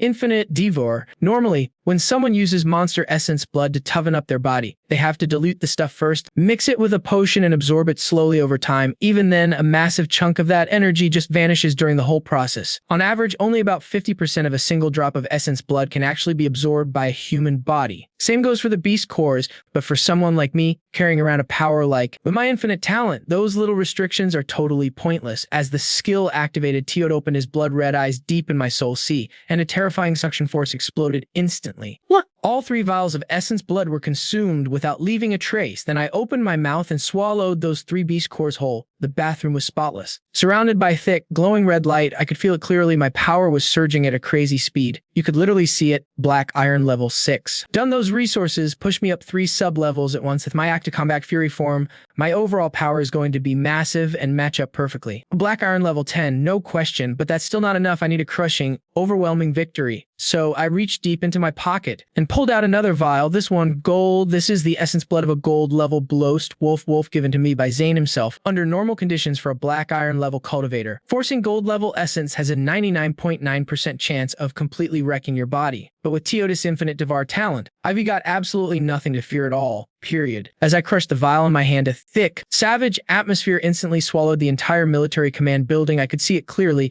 The phantom of a blood ghost wolf was lurking right there before my eyes, glaring at me with pure predatory hunger. like it could pounce and rip me to shreds at any given second. Total carnage was coming my way. Meanwhile, Commander Quinn bolted upright. He turned back toward the office, his face twisted with worry. That murderer's aura was a make even monsters collapse. Just then, a soldier rushed in, shouting reports in a total state of panic. Commander, we have just detected the presence of gold-level monster right inside the perimeter. Stay calm. Where's the source of that crazy aura, sir? It's coming from the restroom. What, the restroom? Commander Quinn knew something was up. Celeste and Suzu were right on his heels. All three of them sprinted to the end of the hall. The source of the aura was right there, the restroom at the end of the hall. Commander Quinn looked completely baffled. Nowadays, monsters come in all shapes and sizes, but invading a military command bathroom is just a whole new level of weird. That is a whole new level of ridiculous. Just as they hit the bathroom door, a wave of scorching energy blasted from inside, followed by a wolf howl so loud the air literally shook. No mistaking it. That's a gold-rank monster. Get back, Commander Quinn roars, morphing on the spot. In a flash, a massive wolf head rips through, swallowing his human form whole. Seconds later, he is a towering werewolf beast. That long blade in his hand pulses with energy. The flame is faint but feels dangerously heavy. This is Quinn's awakened beast spirit, and a rank eternal silver wolf at gold level 6. Quinn kicks the bathroom door down without thinking twice, but the second he sees what is inside, he just freezes in total shock. It is a blood phantom wolf. This thing's raw talent is just as insane as any legend. She just like that eternal silver wolf. Both are top-tier monsters. Thinking about it makes Quinn grip his sword even harder. His blade swings for the kill until a clear voice rings out. Commander Quinn, step back. That is when he finally notices me. I'm standing right there in the bathroom, staring down that blood phantom wolf face to face. It is locking onto me. Some dead beastly thinks it can still put up a real fight against me. Pathetic. After my warning, Quinn finally starts to see. He sees the phantom wolf just hovering there in midair. It is a ghostly thing with zero physical body. Wait, are you using the gold level blood essence instead? I nod while I am literally absorbing it. Have you completely lost your mind? Quinn screams at me. At your level, even one drop of gold blood is trouble. That essence can shred your body from the inside, and you are trying to take it all in. Right then, Celeste and Suzu burst in too. They take one look at the scene and freeze, their faces twisting in pure horror. Totally stunned and in disbelief. Just watch, I look up at that blood phantom wolf. The phantom wolf floats there in the air, and I just snort with total contempt. You actually want to kill me? Try it. Keep stalling and I will swallow you whole right now. Until there is not a single scrap left. Driven by pure rage, that blood phantom wolf dives straight down to tear me apart. It is aiming right for me. I just grin, my eyes flashing blood red for a second, as the phantom of a giant red monster opens his jaw and swallows me whole. A deep flashing red light consumes me completely, while intense waves of energy pulse outward just like a heavy heartbeat, over and over again. When that red light finally fades away, I reappear, and right behind me stands a majestic phantom, Taotie oozing pure absolute authority. Celeste's pupils shrink in an instant. She saw my transformation in a video before, but seeing it in person is different. 100, maybe 1,000 times more insane than that. And that aura is something else. Even with her ice phoenix awakened, a cold chill is shivering right through her heart. It is pure, raw survival instinct and exhaustion kicking in. I step forward, driving a punch straight into that phantom wolf's skull, while Taotie's terrifying power wraps around the entire beast like a raging storm. Quinn and the others just watch in silence. Total shock. How is this even happening? He is about to swallow them wolves and Tatum wolf's entire bloodus in one single go. Is this what Taotie can really do? In the very next second, the phantom wolf lets out a final, desperate scream. Its whole body dissolves into a swirl of crimson energy that flows right into me. My aura surges with power all over again, stronger than it was before. Speed that the naked eye can clearly see. Black iron level done. When the red light finally dies out, I let go, ending my transformation and looking calmly at a stunned Commander Quinn. Commander Quinn, am I qualified to head outside now? Past the barrier, Quinn is so shocked he cannot find a single word to say. Celeste's eyes shift toward me, changing fast. Looks like she is finally starting to understand why Zayn rates me so high. Quinn eventually snaps out of his trance, comes to and speaks with a serious tone. Fine, you have my permission. You and Celeste can head outside the barrier. Still, you two are Daxia's finest. I will be watching from the shadows to make sure you stay safe. Is that acceptable? Definitely. Our whole group heads over to the Sing Military High School to find the teleportation array. A flash of blue light and all four of us vanish at once. The teleportation system drops us directly at the Daxia Military District Frontline Garrison Command. The second we step outside, a heavy air hits us. It is all violence and blood coming at us fast. Suzu's eyes go wide, her face turning pale with shock. This is the frontline camp. Only one wall separates us from the ruins. She was here once before with her family elders. That was the last time a moon beast hide had just recently exploded. Her father came in person to fight off the aggressive monsters. That battle was so brutal. Words cannot even describe it. Daxia soldiers and ruin monsters clashed until the whole sky went dark and the ground was soaked in blood. Suzu never forgot that visual. Right then, the ground starts to tremble. Dozens of meters away, over 10 massive beasts, each 10 meters tall, march in formation right toward us. Some are swinging long blades while others carry shields. Their bodies are old, rusted, and scarred, stained. But those beastly eyes are still burning with fire, with iron will and insane endurance. Every single nerve is on edge. Celeste's face goes totally serious. Those are C-rank insectoid monsters, massive bodies and insane physical strength, but they have zero room left to grow. Plenty of people in Daxia have awakened this type. At this garrison, they are always in beast form. The patrols never stop, day or night. Some dudes have been out here so long they have legit forgotten if they are still human or just beasts. Everyone knows it. Daxia isn't T-short on awakeners, and these soldiers are the ones getting tossed straight into the front lines every time the new moon hits. That is when the monster tides explode. Their job is to protect the city until death. Hearing that makes my chest feel heavy. People always told me this world was a nightmare, but I spent my life behind the barrier and never really felt the heat. Standing here at the front lines for the first time, I realized just how naive I actually was. This place is straight up purgatory. The air is thick with a heavy, metallic scent. The stench of blood just hangs there. Huge monsters are moving in every direction while on patrol. Beyond the barrier, the monster roars never stop. Let's move. We are heading for the next teleportation array. Step through and we hit the ruins. Then you will see the brutality of the real world for yourself. Commander Quinn hands a map to Celeste. You are hunting that monster next. The water devil frog is hiding in a lake about 3 kilometers from this outpost. Let me be clear, unless your life is literally in danger, I want one to interfere. Celeste just gives a silent nod. Our bodies vanish into the light of the teleportation array. Meanwhile, deep in the ruins by a clear lake, 3 figures are crouching behind some trunks. Those giant ancient trees, they are part of a mercenary group. These soldiers of fortune only live and breathe for the profit. For the right price, they will do anything.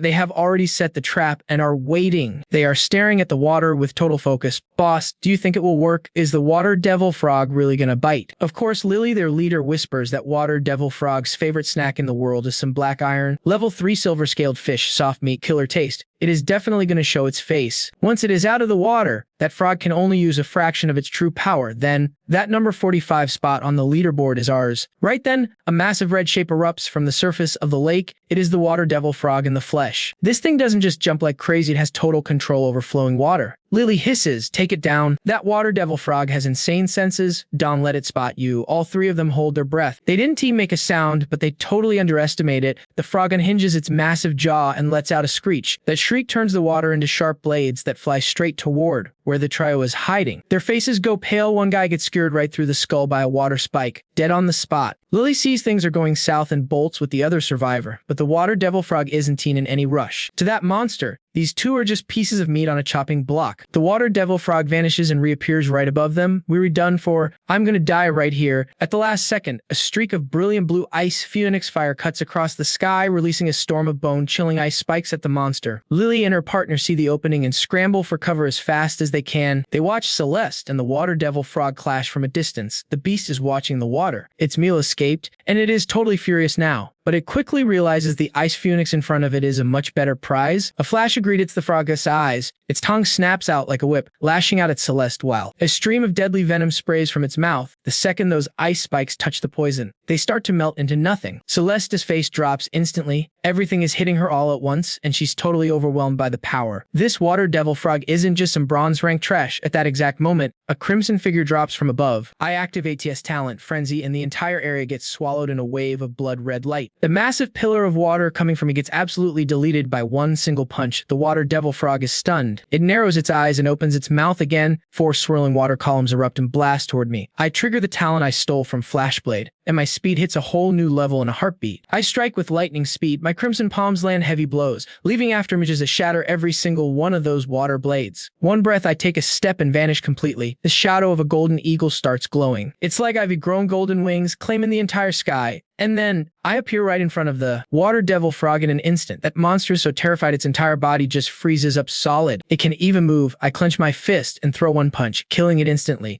I reach in and rip out its beast core. The crimson ghost of Taotie slowly fades away. Nearby, Celeste watches me with a very complicated look. I lift the monster core and jade beast smirking at her. I say, I win this round. Celeste, the deal is officially done. It was a bet. I lost. Congrats, she gets it. If she hadn't jumped in when I moved, things would have gotten ugly. She wouldn't have walked away without serious damage. Just then, Lily and her buddy creep out from behind the trees. With the water demon frog dead, they stare at the jade beast and monster core in my hand. eyes full of greed. Still, they fake some gratitude and bow low. Thank you so much for saving our lives. We are so very grateful. Daunty sweat it. It was the least we could do, I say calmly, acting like it wasn't a big deal at all. Lily trades a quick look with her partner and flashes a bright smile. You two worked so hard, saviors. Have some water. Want a sip? And let us help you carry that frog demon back to base then. She pulls out 2 small vials, 2 little bottles full of clear liquid. This stuff is extracted from a creature known as a water pouch beast. Chemically, it is basically pure water with one catch. It is insanely good at quenching thirst. Thanks, but we are not thirsty. Celeste shuts her down. Are our saviors afraid we poisoned it? Lily asks, acting hurt. We would never do that. You saved our lives, Lily protests, doing her best to look totally offended and heartbroken. I grab both vials before anyone can blink, tossing one to Celeste. I say it is a nice gesture. Do not be rude about it. I pop the cap and chug mine in one go. Lily rubs her hands together. A sly grin creeps onto her face. So how does it taste? Our dear savior. Not bad. I smile back at her. Very refreshing, except for the slight taste of poison. Lily freezes. Wait, you can taste the poison and you still drank it. Yeah, I nod. To be precise, I tasted it on the first sip, but I was thirsty, so I thought, why not? Lily looks at Celeste. Speechless? And you, did you feel it too? Celeste just shakes her head and opens her mouth. She spits out a perfect ice cube with the whole vial I threw her still sealed inside, perfectly intact. Both mercenaries just stare in stunned silence. I spread my arms and grin. Come on, step up. Give it your best shot. Kill me. I am poisoned. I am totally helpless right now. Meanwhile, my bloodline starts surging violently through my entire body. A massive, brutal pressure instantly crushes everything in the surrounding area like a physical weight. The 2 mercs realize what is coming and bolt, but Celeste raises a hand with grace, and a thick ice wall bursts from the ground, cutting them off. Trapped, their auras flare up, and a second later, they both transform into monsters. An iron-head beast slams headfirst in the ice wall, trying to shatter his way out of the frozen trap, while a burrowing rat instantly starts drilling into the ground, absolutely desperate to escape this mess. Too bad for them, they are pathetically slow compared to me. I flicker forward and stomp hard on the ground. I crush the rat's skull, then blast a palm strike through the air. In one move, both are sent flying back. They shift back to human form, stripped of any power to resist. Commander Quinn walks up and glares down. He looks at the 2 figures on the ground, his voice booming with pure, absolute fury and authority. One is Celeste Shia, daughter of the royal Shia clan. The other is a Tier 3 rank, the greatest prodigy in history. You dared to poison both of them. No one in Daxia can save you now. They exchange looks, faces pale. Their faces go pale, I say calmly. Commander Quinn, finish them. Put an end to this right now. The words barely leave my mouth before Quinn raises a hand and ends their lives with one single, swift motion. Then he declares loudly, his voice carrying far. In this contest, victory is a total and absolute landslide. Suzu stares at Celeste with wide eyes. No way starting today, you are his personal maid, a private handmaiden. Stop talking nonsense, Celeste snaps, her cheeks turning slightly pink. It is basically the same thing though, right? Suzu giggles, the ice goddess falls from her throne and falls for a broke guy. Now that is a story. Let's move out. Now that this mess is handled, we should head back. No sense hanging around here. Staying in the wild too long is dangerous, Commander Quinn warns. But the moment we get back, the base is buzzing. 3 young guys are walking together, drawing whispers from everyone. Look, those are the prodigies from the Imperial capital. What are they doing at our outpost? Are they heading out? Is hunting just a hobby for them now? This is big. They are here for the Daxia entrance exams. They came to these ruins for some real combat experience. When Celeste sees them, her brow furrows. Wait, do you actually know them? I ask, curious about her reaction. They are the 3 Wong brothers from the capital. Their family leans on the Qin clan and has a general there. These 3 have been stirring up trouble and making names for themselves all across the empire. In the capital, Celeste's voice had this heavy vibe. They were really tight with Rex,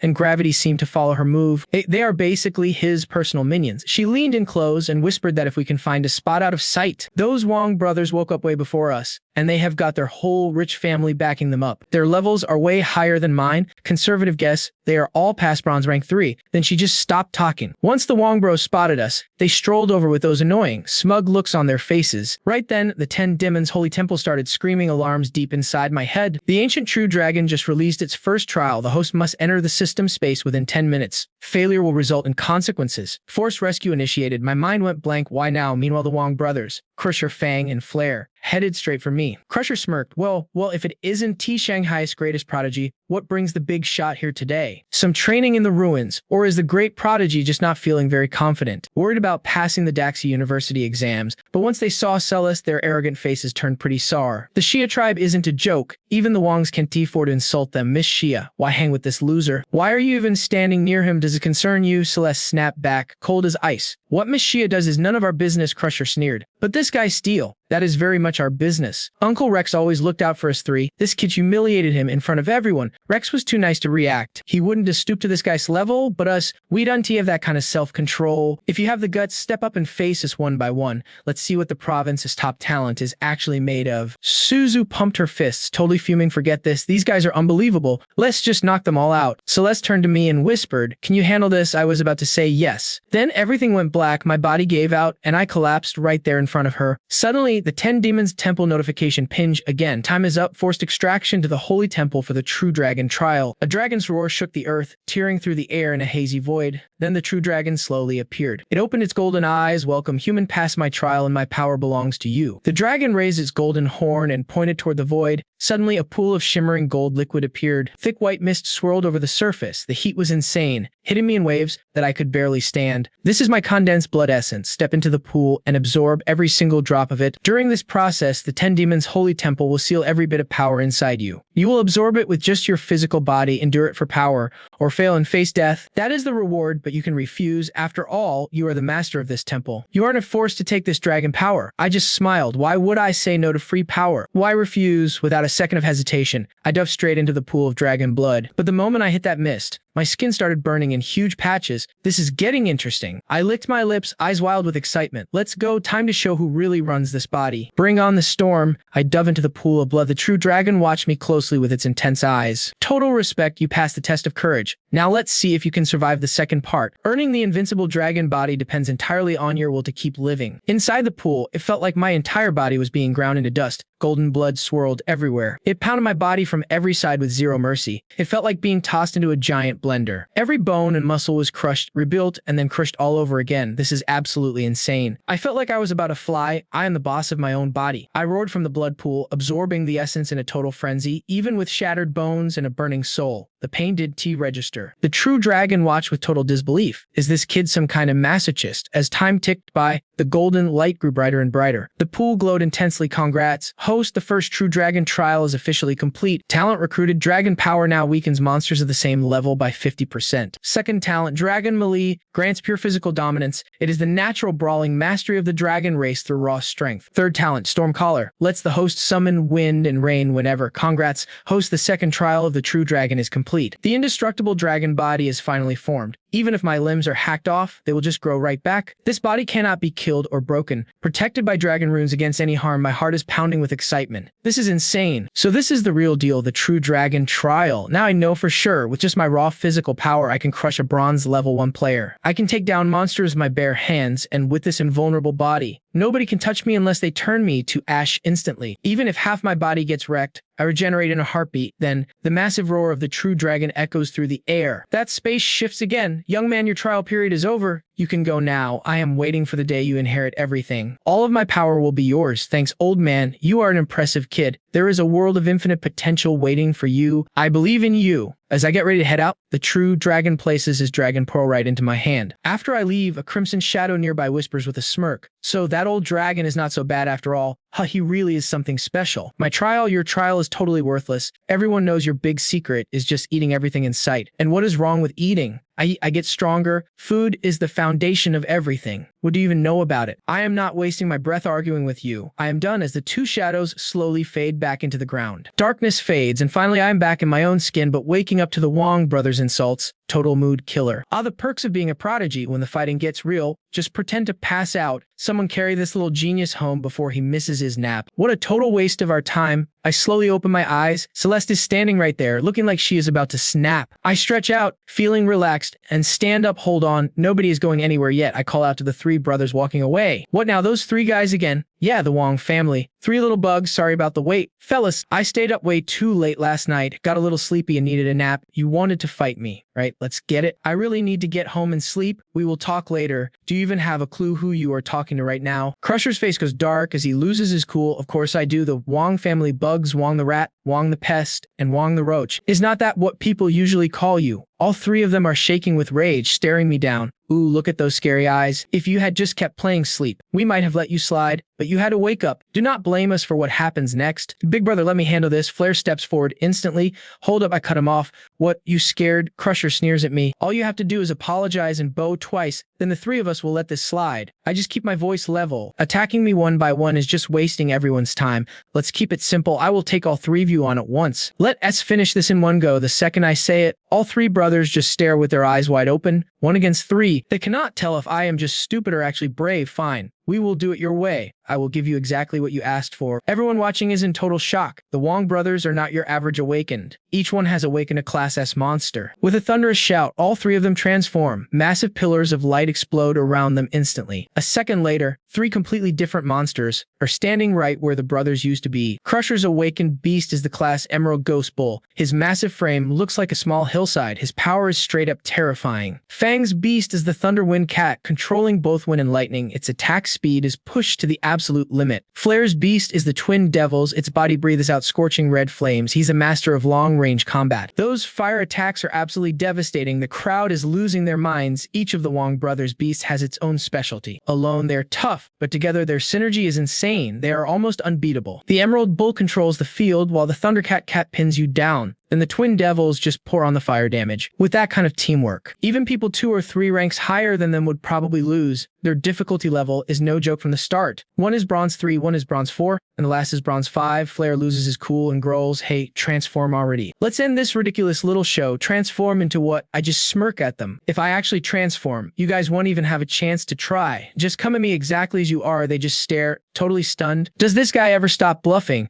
He refuses to change. What on earth does he think he is going to do? Arrogance is one thing, but a human taking on monsters in human form. You have got to be kidding. One slap will send him flying, just like a top. I flicked my finger toward Flare and said calmly, "Look, give it a rest. Total waste of my time. You were way louder a second ago. Get moving." Flare barked back. Just like that, hot flames erupted across his whole body. He let out a ground-shaking roar and charged right at me. I triggered my second true dragon talent. The pure dragon, one casual punch and Flare was sent flying through the air. I closed the distance in a flash. And I landed another one. He was pushed back step by step, unable to land a single hit or counter. Flare was stunned. How is this happening? I am losing a brawl while he is still in human form. You get it now. I spoke calmly. If I actually transformed, you would not even be qualified to raise a hand against me. Everyone watching was a total idiot. They could not believe a human body was capable of generating this kind of raw, destructive force. It was purely insane. With only 3 moves, I left Flare completely unable to fight back. His combat power hit 0. Finally, Fang could not take it anymore. A massive gust tore through the air like a thick bolt of lightning, striking down directly toward where I stood. I raised my hand naturally and the attack vanished. Pure lightning. This is the invincible dragon body in full effect. This human frame just tanked that. Commander Quinn and his crew were so shocked they could not even find their words. Every year, tons of people fail in battle because they cannot transform fast enough while still stuck in human form. If every soldier had physical strength like mine, the casualty rates in Daxia would drop to almost nothing. The gap is just ridiculous. Now Fang with his wind and lightning lunges at me once more. Suddenly, the Crusher Jadox finally moves. It leaps high into the sky and slams down with all its might or stomp. A massive shockwave exploded in every direction, hitting me with extreme force. It was meant to crush me right there. Meanwhile, Flare recovered and howled, launching himself into the air before diving straight down at my head. Looking down from above, Fang's lightning bolts came charging forward like crazy. Flare is diving, the ground is literally falling apart beneath my feet. The crowd erupted into frantic whispers and panicked chatter. The coordination between these 3 was actually flawless. That attack left 0 blind spots. Even if he transformed right this second, it might already be too late. He is either dead or a total wreck after this. The kid way overplayed his hand. Commander Quinn frowned and stepped up to stop the fight, but Celeste grabbed his arm. "Wait, Commander, do not move." Look at him. My face showed 0 panic. I just grinned and let my voice ring out loud and clear. "All right, enough. Time to end this stupid little play." A pillar of gold light pierced the clouds as I transformed into a true ancient dragon. Quinn and the others went pale. Their faces were a mess. He actually woke a second beast. And judging by that aura, it is a triple rank. How his first awakening was Taotie, when did he get a second one? The Wong brothers were totally lost. But a second later, I let out a dragon roar that literally shook the entire world. The whole world felt it as a crushing wave of destructive pressure exploded in every direction. All 3 brothers were blown back by the force of it. This is my newly awakened ability, the dragon power. All 3 felt their combat stats get crushed by 30%. Even their will to fight was being drained away completely. Who gave you permission to stand in my presence? Kneel under the pressure of ancient dragon power. The 3 brothers hit human form and slammed into the dirt, a pin down and unable to move. In that moment, the air itself seemed to freeze. Everyone watching just stared at the scene, unable to believe what was happening right in front of them. I stood there iron level 10 like an untouchable king, standing tall above everyone else in this place. Without making a sound, I wrecked 3 bronze level warriors. If you are weak, train harder. If you cannot handle losing, Just do not play.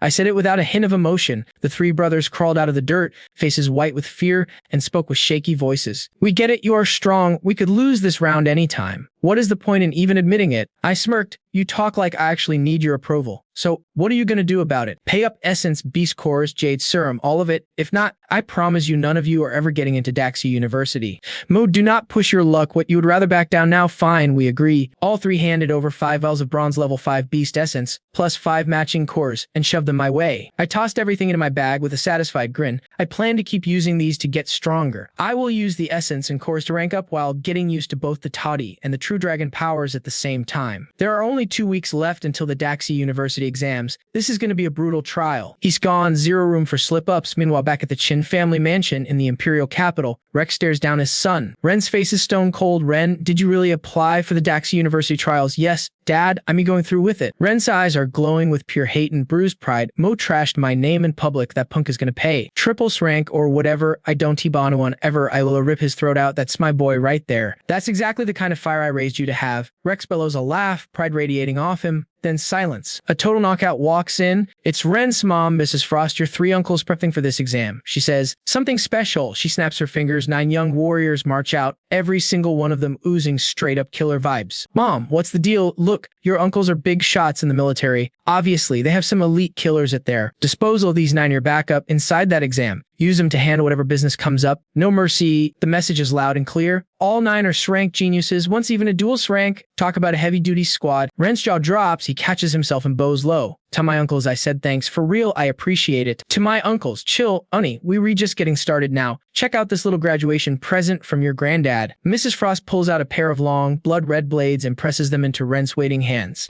Forged from the bones of a rank 8 golden hellbeast, your granddad actually infused his own jade soul beast straight into these twin edges. That means you can tap into its wild, beastly powers, the crimson meter slash, go full out, and you'll even wreck. A blue jade warrior. The university capped the power levels for the exam, so Granddad tweaked the settings. Bronze rank 10 with these dual blades, you will be untouchable in any one-on-one. Ren's eyes are literally glowing. He's totally hyped. Then Mrs. Frost whips out a vial. This is a custom-made energy serum from the Tang Industries. 1 shot of this, and your body and energy levels are gonna blast through their limits. Donnie, forget Jet. The Qin family has your back. As long as we're the top dogs in the capital, nobody can lay a finger on you. Go do what you gotta do. Rex steps in. Ren, for the next 2 weeks, you retraining with me. I'm gonna sharpen those killer instincts of yours. Me, I'm busy sucking every drop of blood essence and beast core from those Wong brothers. My rank just hit bronze level 1. Then I pull out a shiny crystal. It's a sorry gift from Captain Blaze, a gold rank meteor star wolf jade beast. Normally a beast gem holds everything inside, every power the beast had. But how much you actually get? That's luck. I touch the crystal, and my eyes go wide. 100% skill inheritance. I can literally turn into the meteor fire wolf. Is this tits devouring at work? Whatever, let's go. The transformation is a one-shot deal, but there's no time limit. Once this active, I hop on my PC and hit the site. Today is the absolute last call to sign up for the underground martial arts tournament. Done team miss it. The champ walks away with silver rank 6 blood essence cores and 2 million Daxia credits, plus a fat bonus. I need these supplies like yesterday, and with this meteor wolf power, I've got the perfect secret identity. Done and done, I grab a wolf mask and strap it on. Fighter name, let's go with Fang Wolf. In the underground pits, fake names are the gold standard. Everyone runs with a stage name. Masked fighters are all over the place. Same for the guys showing their faces. Before long, I hit the arena floor. I head for the big league's entrance. The crowd's cheering is deafening. Then the scoreboard lights up. It's a match. Bronze level 1 Fang Wolf versus bronze level 5 Ghostface. The crowd starts buzzing like crazy. A bronze level 1 in the advanced bracket. Is this a prank? What's management thinking? Letting this trash on the stage. Up in the VIP box, Suzu's losing it. Celeste put everything on Ghostface. I just dropped 500,000 credits. Level 5 versus a level 1, 0 chance he loses. This is free money, but Celeste just bites her lip. Logically, Suzu feels right, but she shakes the thought. Suzu, cancel that bet. Seriously, trust me on this, Lee. 10,000 on Fang Wolf, 10,000 on Ghostface. Suzu's jaw drops. Is that really necessary? Just do it. Fine. I take one look at Ghostface and just sigh. I should be asked for a harder job while I was at it. While I'm overthinking, my opponent hops on stage. He scans me from head to toe and gives a nasty smirk. Bronze level 1, Fang Wolf, you lost, kid. I just chuckle. Go ahead. I'll even let you have the first hit. You got a death wish, sure. Think you can handle me? Ghostface lets out a roar and transforms instantly. A 7-foot blade mantis looms over the crowd, and the fans are losing their minds. This thing is a total beast. It is a lock, easy cash. I dropped 50,000 and cleared a nice profit. Suzu is shaking, clutching Celeste in a total panic. It is pure chaos. You are done. Celeste, you are gonna lose. I will make you pay for this. The blade mantis lunges straight for me. My first instinct is to end this with one shot, but I stop myself. A payday like this does not come around every day. Better to drag this out and milk the odds. 10 minutes later, the round ends with both of us flattened on the mat. My body is bruised and bloody on stage. As the ref counts, I struggle up, gasping for air, giving the performance of a lifetime. The crowd who bet on Ghostface is screaming, half cheering and half hurling insults. Suzu jumps up, yelling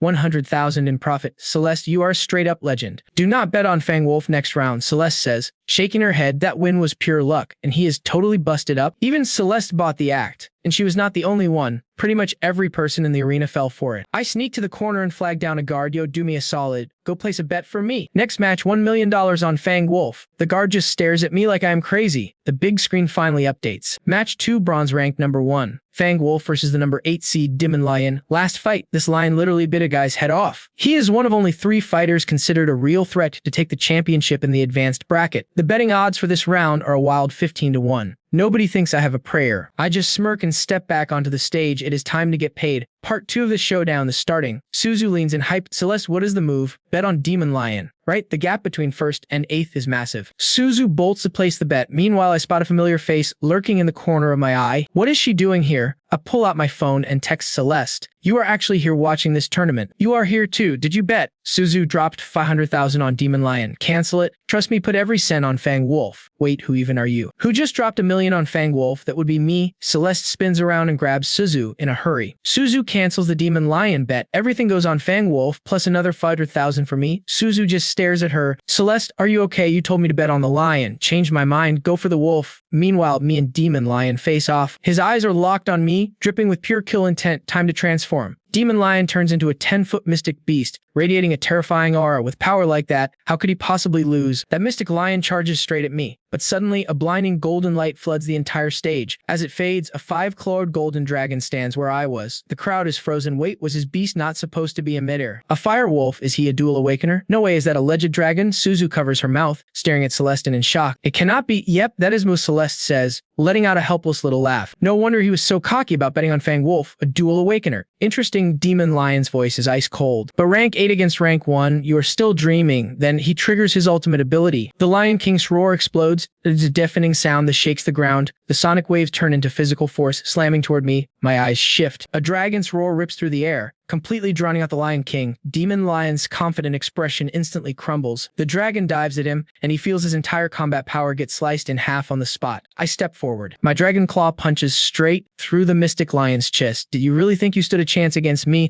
I ask calmly. If I did not need to drive those odds up, I would have won last round in 10 seconds flat. With one flick of my sharp claws, Demon Lion bloodies across the stage and hits the ground hard. He is out. Dead silence. The whole arena is quiet. Then the people who bet on the lion lose it, screaming insults. I shift back and walk off. I am headed to collect my 15 million when a middle-aged man blocks my path. Mr. Fang Wolf, I run this arena. You are impressive. Problem is, you winning 15 million credits has put this whole venue in a very difficult position. What? You cannot handle the loss? I ask bluntly. Of course not. He says, laughing nervously. It is just, would you be up for a bigger project? My interest is spike. Lay it on me. 20 million cash prize plus upgraded beast essence and cores from silver all the way to rank 1 gold. Sound interesting? It is pretty simple. In the next fight, the remaining 11 contestants will all jump in. Plus, I will add one more, all 12 versus you. Think you can handle that? I've got one condition. If I win, you throw 1,000 D-rank beast corpses on top. D-rank is totally fine. Deal. And if you lose, Mr. Fang Wolf, I am walking out of here with $1 million plus my original bet. Got it. That is not exactly fair, the man says, shaking his head. Since you are adding your own terms, then listen up. Fine, if you lose, you are stuck here. You will be our permanent executioner in this arena for life. That is the deal. Turning a pawn into profit. Now that sounds like a blast. Done. The crowd goes wild when they hear the news. Behold fighter number 12, last year's champion, a bronze rank 10 beast. They call him Triple Shot. I remember when Triple Shot crushed this whole league. He wrecked everyone in his path. That is how he earned that Demon Man nickname. This guy is legit. Fang Wolf is toast. Get those bets and up on stage. Triple Shot shoots me a cold look. He smirks coldly. Once upon a time, I was just like you.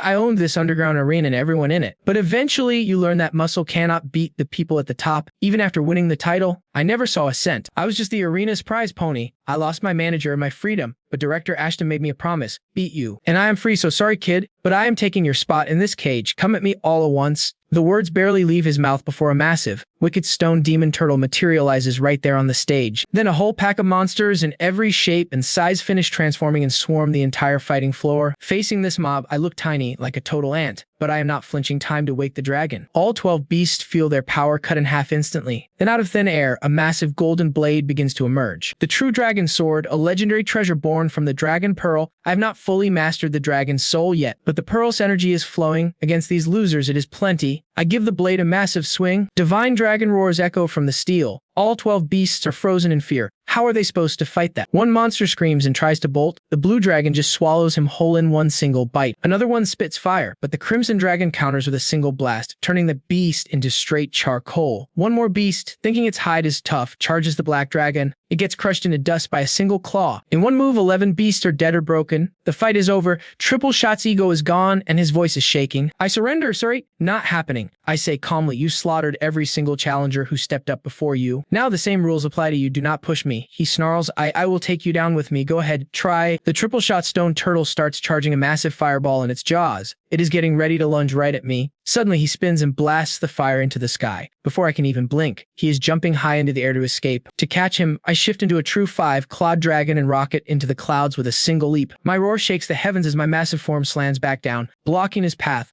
I press the true dragon sword against his throat. Try running now, please. Spare me. I just lift my dragon sword without a single shred of hesitation. Suddenly, a booming voice rips through the arena. Stop. An old man with silver hair walks out. He is flanked by a squad of guys in suits who scream authority. Holy crap, that is the big boss himself, Ashton from Ashton Corporation. The crowd thinks Triple Shot is saved. Ashton yells, I will pay, but I do not care. My sword drops and it is game over for Triple Shot. I look the old man in the eye. What was that? I must have missed that. Ashton's face turns purple with rage. I have not seen this much attitude in 15 years here. You have got guts, but you do not have the power to back them up. Today, you are paying for your mistakes. Two bald thugs step up behind him. Suddenly, two massive tyrant dragons over 10 meters tall appear on stage, roaring with terrifying power. Those are rank 5 silver tyrant dragons, grade C monsters. That is the head of Ashton Corporation for you. Even his personal guards are packing some serious, high-grade firepower. Ashton has a literal army of dragon guards. As the two beasts move in, Celeste's face turns stone cold. She whips out her phone and starts making calls. First up, a text to Commander Quinn. Then she calls Zayn in the Imperial capital. Meanwhile, Suzu is dialing her dad, Governor Roland. Zayn hears the news and just chuckles. That kid sure knows how to stir up some serious trouble. But honestly, I absolutely love that gutsy style. My plan, we level all of Ashton Corporation. Done. Celeste starts breaking out in a cold sweat. Typical Zayn, he is the biggest troublemaker in the capital. To him, nothing is too wild or too reckless. But she also knows that long-distance help is not going to fix this current massive mess. Zayn, chill. This isn't the time to chat. She snapped. This is urgent. Mo is about to get into some seriously deep trouble. Zayn waved it off, acting all cool and confident. Relax, I'm stuck under house arrest by the orders captain, so I can't roll out myself, but I'll have my uncle handle it. He's making the trip. The guy owes that kid a favor from back in the day. Just get it done. Same as always, Celeste's eyes went wide with shock. Uncle Ethan is heading straight to Shanghai province. Man, this is going to be huge. She glanced at Ashton, her look going all quiet and sly. Things just got a whole lot more interesting. Meanwhile, those two tyrant dragon beasts had me totally cornered, but me, I didn't even flinch. Instead, I threw my arms out as dragon sigil light pulsed around me, blasting out a wave of powerful, glowing golden energy. These tyrant dragons have a tiny bit of pure dragon blood in them, and the pure power pushing out triggers a heavy, primal suppression. Both beasts let out these pathetic, helpless whines and just started circling me. They couldn't even take one more step toward me. Ashton's face went dark. Something's dangerous here. Who are you two? What are those useless beasts doing? Why aren't you attacking him? The only answer he got was more miserable whimpering as both creatures actually scrambled back 2 full steps. Ashton lost his cool and waved for his 2 bodyguards to step up, but the 4 high silver tyrant dragons nearby were stuck, totally frozen by that dragon power. Nobody dared to move. Step it up. Get in there. Ashton was so furious he was losing control. Big was the leader of all his tyrant dragons, a massive rank 9 silver beast at the top of its class. Right on command, this mountain-sized tyrant dragon let out a massive, ground-shaking roar and lunged right at me with its jaws wide open, aiming straight for the kill. Right then, the whole crowd figured I was toast. A figure ripped through the air and landed right in front of me. It was Commander Quinn, the military chief. Quinn instantly transformed into the eternal silver wolf blade. A massive bolt of lightning tore through the sky, and in a flash, that charging tyrant dragon was split clean in half. Blood splattered everywhere. Mo, you okay? One more second and things would be gone south. Don't sweat it. I'm here now, and you're getting justice today. I promise. Quinn turned around, his icy stare locking onto Ashton. Pure killing intent was bleeding out of every single word. Ashton, you better give me an explanation right now or I'm gonna wreck you. The entire Ashton court was instantly leveled, and his face completely transformed. He went pale. He could wrap his head around how some nobody named Fang Wolf could grab the personal attention of a heavy hitter like Quinn. He slinked up onto the stage, opening his mouth just to start an argument. Then Quinn, without saying a word, lunged at him with a blade in hand. Quinn, have you lost your mind? Ashton stumbled back, his voice shaking with pure desperation. You really think IT just cut off this connection? The entire resource supply for your military units. All this for some random kid nobody knows. Really, is it worth it? I'll give it to you straight. It's Flair Wong from the Empire, the Wong family in the capital, the ones with the high-level connections. I was ordered to deal with him. That's someone neither of us can afford to cross. The Holy Cross and his disciples are all over this arena right now. Quinn heard that and just laughed out loud. I was wondering who was backing you, and it's just Flair Wong. Hilarious, want to guess why? Is he too scared to show his face himself? He turned to the stands and raised his voice. Governor Roland, one of your men is sitting right there in a disguise this time. Come on out. Facing Quinn, Ashton could still manage to talk back a bit, but in front of Governor Roland, he didn't even dare to breathe. Every bit of power Ashton Corp has in Shanghai province is controlled by the governor. Roland is the only guy Ashton's been scared of his whole life. I'm in with Commander Quinn on this. Governor Roland stepped calmly into the arena, staring down Ashton with zero emotion. You owe my friend Fang Wolf an explanation. Governor, I had no choice. It was a personal order from Flair Wong himself. Let me call him right now. Or maybe you would prefer to just speak with him directly. Ashton frantically dialed the phone. On the other end, Flair Wong was still laying right there, stuck in the ICU. He heard the whole story went nuclear. I finally let it go, and now he's meddling in other people's business again. Messing with my business again. Does he think I'm just some weakling made of clay? Call him now. Ashton quickly shoved the phone out toward them. Quinn and the governor heard Flair screaming through the phone with total arrogance. Who do you people think you are? I'm telling you, Fang Wolf is mine. Try and stop me. You think you're tough enough? The call cut off with a loud click. Governor Roland's face went cold while Quinn was shaking with rage. It took everything he had not to leak my real identity right there. At that spot in the stands, a young guy burst out laughing. It was Zach Wong, Flair's cousin. Young Master Zach, are you enjoying your night here at my arena? Ashton rushed over with a fake smile. Everything was great until some absolute trash ruined the whole vibe. It cost me over $3 million. Zach just waved him off impatiently. $3 million. That's pocket change. Ash snaps pics of his guys hauling 5 cases, 5 million, peanuts to a big shot like director Ashton. Hope you talk me up to that young fire master. Not bad. You really know how to play. Celeste is shaking in the stands, panicking. Suzu grabs her. Even Uncle Quinn and my dad are scared. Keep it together. Uncle Ethan is here. Celeste sounds solid. Uncle who? Ethan? Who the heck is that? Just 2 words. Tang Industries. Suzu almost falls off her seat. The legend himself, Ethan Tang, is here. This is insane. Celeste, you are unreal. It was not me. Okay, old man Zayn set the whole thing up. Celeste just shakes her head. Zach Wong snaps at Ashton. To bring me over now. Quinn grips his sword. Pure murderous intent waves through the air, thick enough to see. I slowly reach into my pocket for that gold gift from Zayn. Inside, a devastating strike from the 9-tier silver dragon. Game over, man. Just as I am about to pull the trigger, this cold-faced dude walks in like he owns it. That badge on his chest is legit a military commander, a real heavy hitter in this world. There are only 108 of them in all Daxia. The whole crowd is literally speechless. This war hero is actually acting like a bodyguard for some other guy. Who is this mystery boss? Ashton sees the man's face and looks like he just got struck by lightning. He is completely silent, because that man right there, he's at the absolute top of the food chain in their world. Top 10 richest on the planet, the big boss of Tang Industries, Ethan Tang. This little play is over. Ethan says it without flinching, then he smiles and walks toward me. Who are you, old man? Who gave you the balls to walk in here like this? You own this place. Zach starts trash talking. Ethan does not even look at him, just keeps walking. Look at this old fool putting on a show. Zach mumbles and reaches out to grab Ethan's shoulder. His hand never makes it. General Arden just glares. Zach's neck's cold per second absolute. Before he even react, General Arden makes his move. The sound of bone snapping fills the room. Zach lets out a blood-curdling scream. You dare touch me. I am a Wong from the capital's royal family. Ethan just turns around with a nice friendly smile. Even Patriarch Warren would not act this cocky with me. The new Wong generation is really something else. Worse than the man himself. Those words leave Zach completely frozen. He is like a total statue. It finally clicks. The man standing in front of him is no ordinary person. Not even clothes. Watch yourself, General Arden snaps. Zach looks at the badge and his soul basically leaves his body. His legs give out completely. Sir, can I ask your name? I was way out of line. Forgive me, I'm Zach Wong. My dad is Victor and Patriarch Warren is my uncle. Please. I do not care who you are or who is backing you. None of that matters to me now. The only Wong I actually respect is Warren. Go ask him if he knows the name Ethan Tang. Those words hit Zach like a bucket of ice water. His brain is a total blank slate. That casual line from Ethan Tang sends a wave of pure terror through Zach's heart. He drops to his knees begging for mercy. I was wrong. Celeste and Suzu run down now. Ethan looks at me and smiles. I am here now. No more reason to hide who you are. Celeste starts to argue, but Ethan stops her. I get it, Ardent. Bring it out. General Ardent pulls out a small gadget. It is the new memory regulator from Tang Industries. Everything that happened here today will be wiped from the minds of these strangers. It is a one-shot tech that costs $1 billion.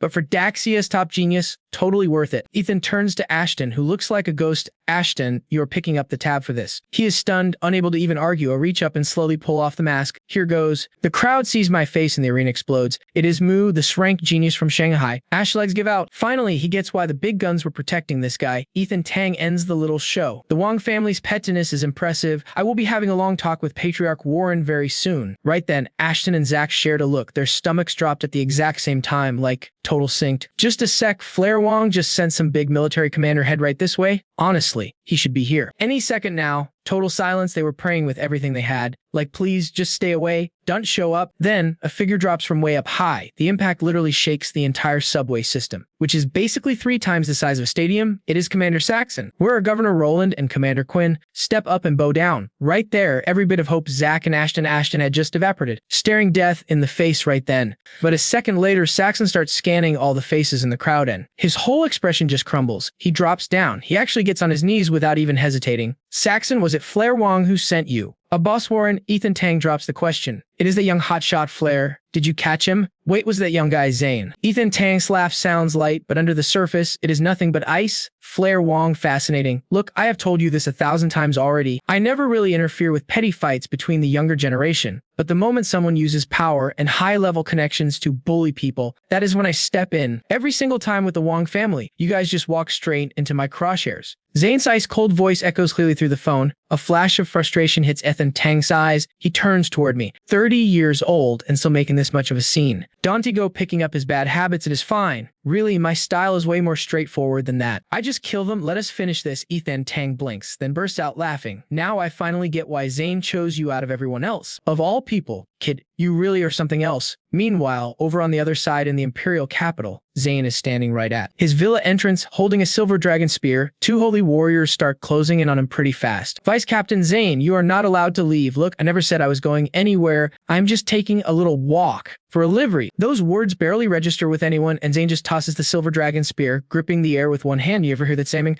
Fast delivery. Fast delivery, guaranteed to arrive. The 2 fighters look at each other, totally confused, and shake their heads. You will see. And Zayn smiles, handing them each a cigarette. Then he heads back inside. Meanwhile, over at the Wong family estate in the capital, the Wong brothers have finally recovered enough to be discharged. Just 1 more week, and they will be completely healed up. Just in time for the Daxia University entrance exams. Brother, what is up? What is on your mind? Fang and Crusher both frown, watching Flair just stare off in the distance. It is nothing. My heart just wants to stop pounding, like something bad is about to go down. Flair's brows are still furrowed. There is this sharp, needle-like pain spreading through his body. In the back of his mind, an ominous, crawling feeling. It is totally unexplainable. Do not overthink it anymore, just rest and focus on the exam. We really need to support Ren much better this time. The family gave him some seriously solid jeer. Remember what Mo did to us last time?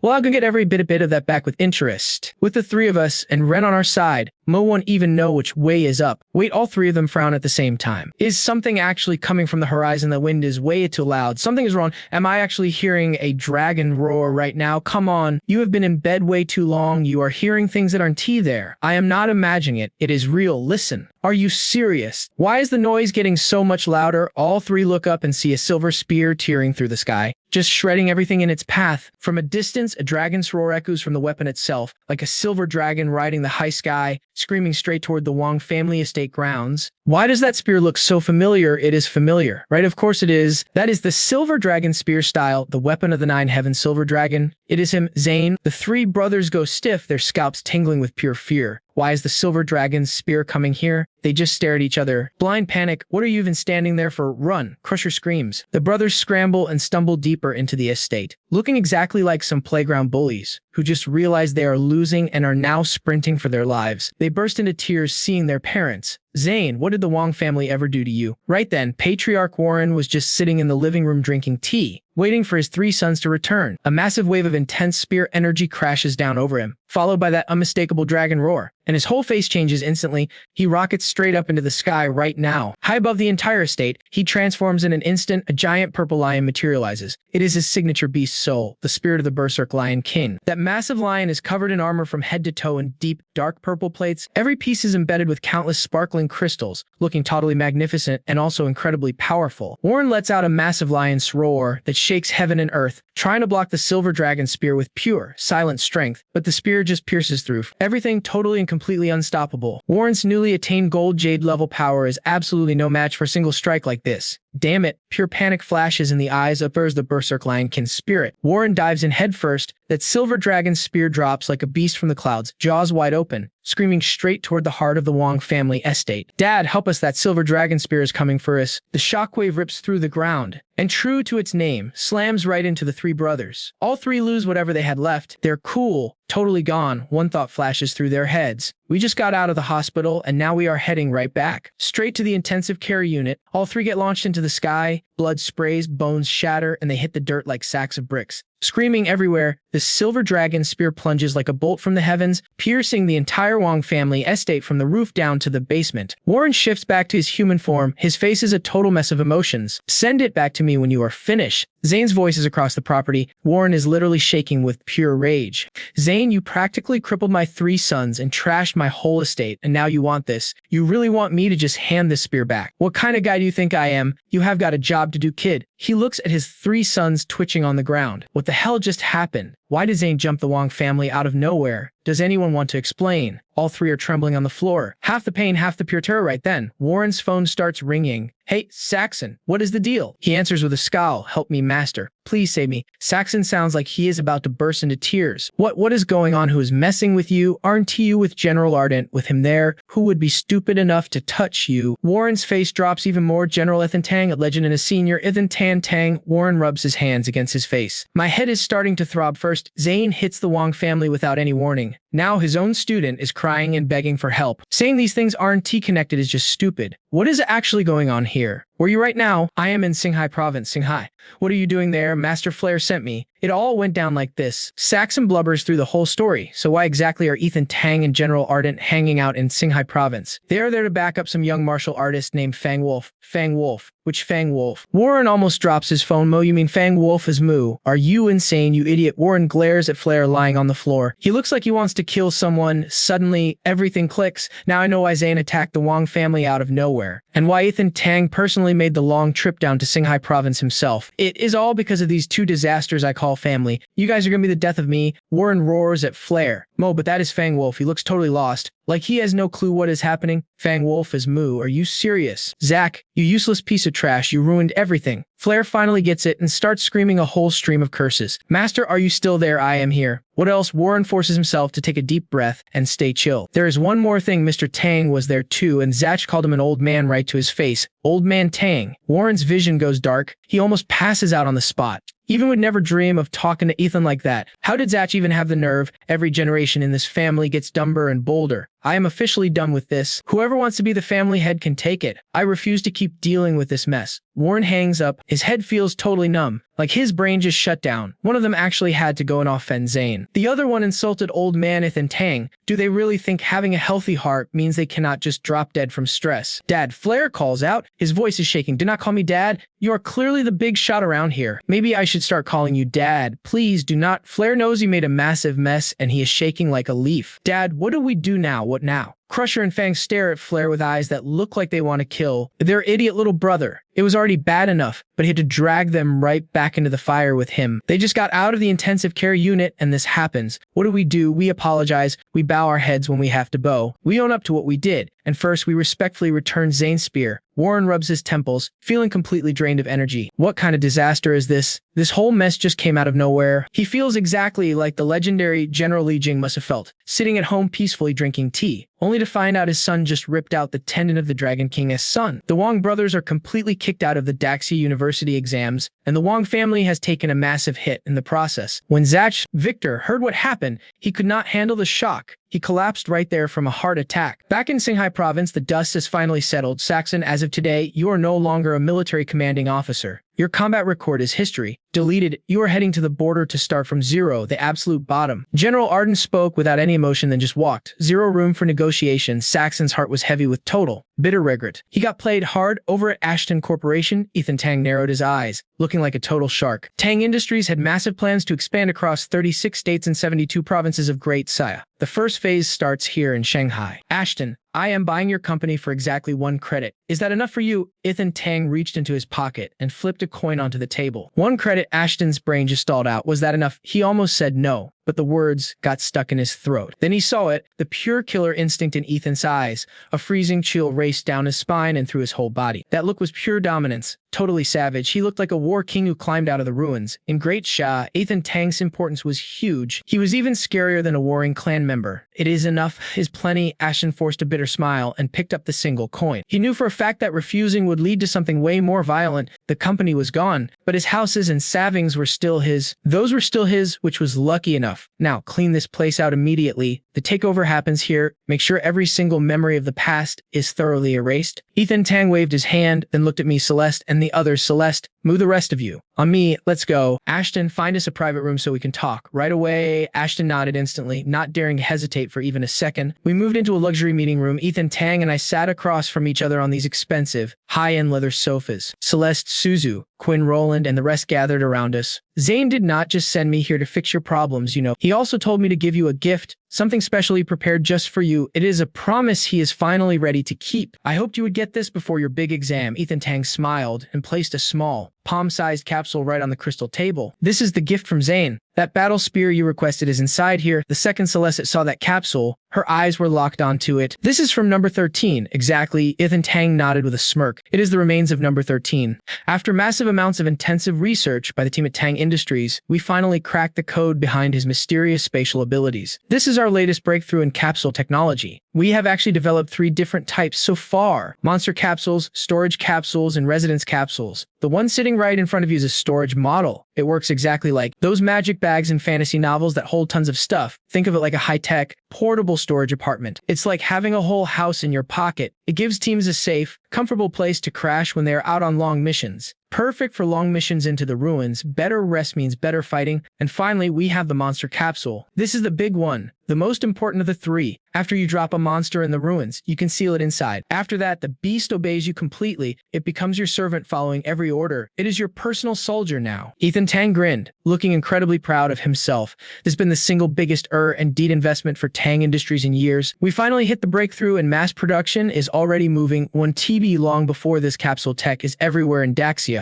It will be available across the whole Daxia system. I just sat there, totally stunned, as the possibilities started sinking in. Monster capsules are actually a real thing now. What is next? Is Ultraman gonna pop out of one? This capsule technology sounds absolutely insane and incredible. Suzu stared at the capsule on the table, her eyes totally lit up. It was barely bigger than a standard smartphone. Imagine shopping trips with one of these. Totally unlimited, no more stressing about carrying heavy bags. I actually brought a few samples with me. Take them and try them out. Ethan Tang smiled. The storage capsule is actually the most affordable base model we have right now. This model goes for 10,000 Daxia credits each. The high-capacity versions will launch later for a much higher price. We can sell storage capsules to the general public, but monster and residence models are strictly regulated military assets. Finally, no more making the house staff lug my bags around when I go shopping. Suzu moved incredibly fast toward the table. She snatched the storage capsule and almost flipped the table in her excitement. Her face was just beaming with pure joy. Governor Roland's face dropped instantly. Suzu, have some dignity. We are in front of Surgeon Tang. Blah, blah, blah.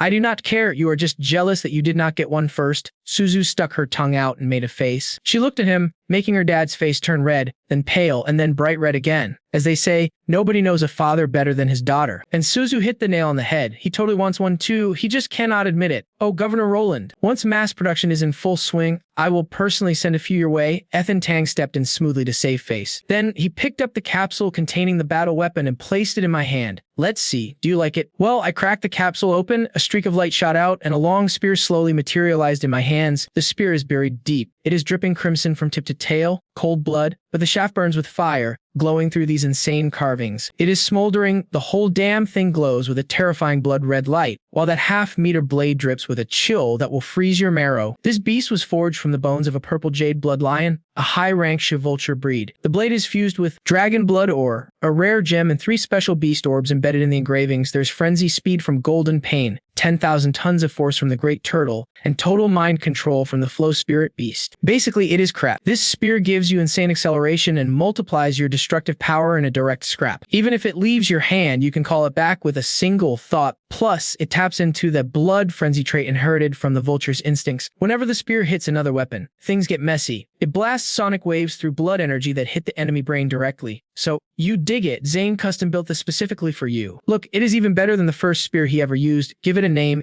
Tang says. I just smile. I run my hand along that crimson shaft and I cannot put it down. Old Zayn was way too generous. This spear needs a name. Heaven Swallower. The second those words leave my mouth, the spear shudders awake and lets out a single, crystal clear ring. Resonance perfect. Heaven Swallower. Tang shouts, laughing his head off. A real here deserves a weapon that looks like it belongs to a god. Now you have the gear, but where is the hero? I smirk. I know exactly what Tang is looking for. Watch and learn, Tang. Shall we head to the training room? A good kid. Let us move out. Tang waves his hand, and the whole crew heads out in a big parade toward the Ashton Corp's facility. This room is custom built to take a full force hit from a rank 10 silver beast. It is massive, competing with a standard 400-meter track. Mo, you are up, Tang says, pointing forward. I nod and walk toward the center of the room. Boom. Blood starts rushing, and fire erupts from deep inside me. I am fully transformed. The flames die down, leaving a crimson figure standing in the center. A wave of pure killing intent hits. It pours out of me raw and primal, like some ancient beast turned into flesh and bone, sweeping across the entire training floor. Now that is an aura. Tang eyes go wide. He is seeing something he never expected, the faint shadow of a beast kin. I grip Heaven Swallower and flick my wrist, sending the spear into a blur. My hands are moving at a crazy speed. The wind howls, shaking the air all around me. I did not inherit Taotie's skills yet, but as soon as I grabbed this thing, this spear feels familiar. It is like a flood. It is the exact same feeling as holding the actual dragon's sword in my dragon form. Clearly, this was always Taotie's weapon. The spear moves faster and faster, whipping up a literal tornado. Strong gusts of wind slam into the empty air. This power is insane. Governor Roland's jaw just drops. This is his first time seeing me in action, and the power is ridiculous. Ardent, test him. Get ready. Check the power gauges and limiters. Tang eyes go sharp as he gives the order. General Ardent, in his crimson uniform, nods. He gives a sharp nod and then bolts forward like a lightning bolt. Red splying sparks straight at my face. Boom! General Ardent lets out a roar and his body just explodes. Blinding red light swallows him whole. His rank beast form is out. The Sky Crimson War Ape has arrived. General Ardent slams his massive fists against his chest with a boom. Then he charges me with everything he has. Kid, I am here to test you. Do not you dare hold back. That War Ape's fists, each the size of a massive boulder, come crashing down with world-breaking force. My eyes are locked on, just in time. I growl, I spin Heaven Swallower with one hand and jab it right into that giant fist. This kid is really going toe-to-toe with Ardent without flinching an inch. A flash of shock hits Tang's face. Sure, the general has his limiters on. His power is capped to bronze rank 3, but that Sky Crimson War Ape is built for total, raw strength, and it shows. It has that purple jade rank durability. Trying to trade blows with it is the dumbest move you could make. That earth-shaking fist trembles, and the Crimson War Ape lets out a roar that rattles the floor. Its red fur is flying wild. Standing 8 meters tall, my 3-month-old form looks like a baby compared to him. Ardent is a pure offensive general. Raw attack power and explosive hits are his bread and butter. That is just the nature of his beast form. Limiters might cap his power, but they cannot touch his combat instincts or that beastly endurance he has built up through countless battles. Going head-to-head really is not a smart move.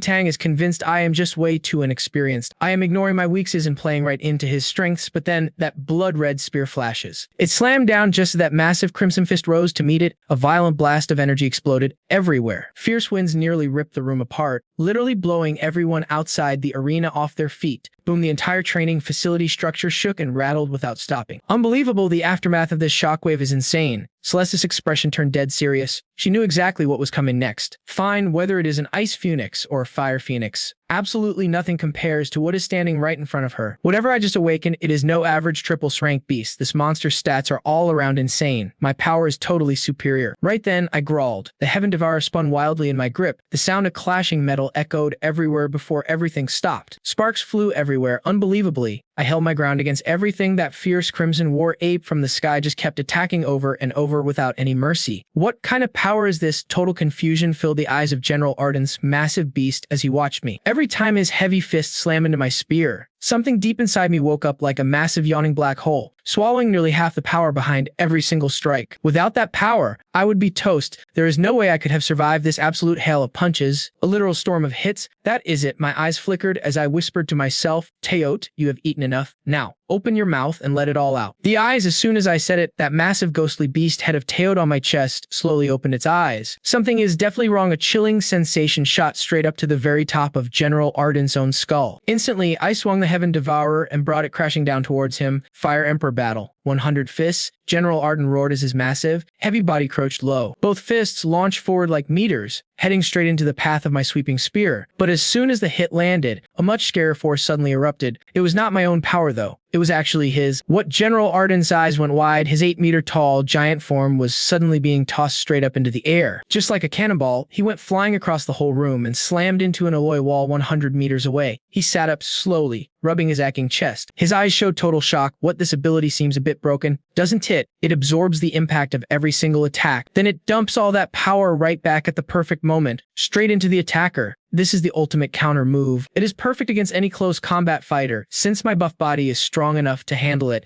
If that hit landed on anyone else at my rank, they would be finished. Completely wiped out, Arden actually lost. Governor Roland and Commander Quinn both stared at the scene in total disbelief. Everyone's face was frozen in shock. This guy is a purple jade rank general. He is one of only 108 in all of Great Sia. Even with his power limiter switched on, there's absolutely no way he should have been blown away by a single strike from a low-level bronze rank kid. Raising the power limit to bronze rank 8, Ethan Tang's voice echoed through the whole room. What? Everyone got hyped the second they heard those words. Bronze rank 8, even with the power suppression. This is still a battle-hardened general who is on a totally different level than normal people. A level 8 bronze beast. This is a whole new level of power. Is he really trying to kill Mu? Killed. General Arden took a deep breath and adjusted his limiter settings right there on the spot. Boom. A much scarier burst of energy exploded from Ekham instantly. A deafening roar echoed through the room as his power surged even higher. The Crimson Sky War Ape now stands 9 meters tall. Just now, I was only using basic beast transformation moves. I didn't even use any of my own personal skills yet. You are strong, Mu. But so what, things are about to get really intense? If I accidentally break a few of your bones, do not blame me. Tang Industries will cover all your medical bills itself. General Arden then dropped his massive fists down. He stalked towards me step by step. The pressure coming off of him was getting scarier and more suffocating with every single footstep. He actually took Crimson Heaven Fury Punch. Boom. His massive body launched off the ground like a flaming meteor, diving straight down towards me. What is the limit of your devour ability? Show me more. That giant flaming meteor shook the air violently. It lunged down instantly. Even the ground began to warp before my eyes. That huge fist just kept getting bigger and bigger. It grew until it filled every single inch of my vision. General Arden, what I am about to do might be a little disrespectful, humiliating. I hope you do not take this personally. My eyes flashed, and the blood in my veins started burning like liquid fire. In that moment, I became even scarier than General Arden. With no limits left, I let out a roar that shook the earth. Massive sound waves echoed all through the training room. A wild, primal aura completely surrounded me. It was so intense it almost choked everyone in the room. This is Wrathful Frenzy at full release. Before using Wrathful Frenzy, I always held back to protect my body, using only a tiny fraction of its true power. That alone usually tripled my combat strength. But since Tang Industries is acting as my total safety net, I am not holding back a single thing today.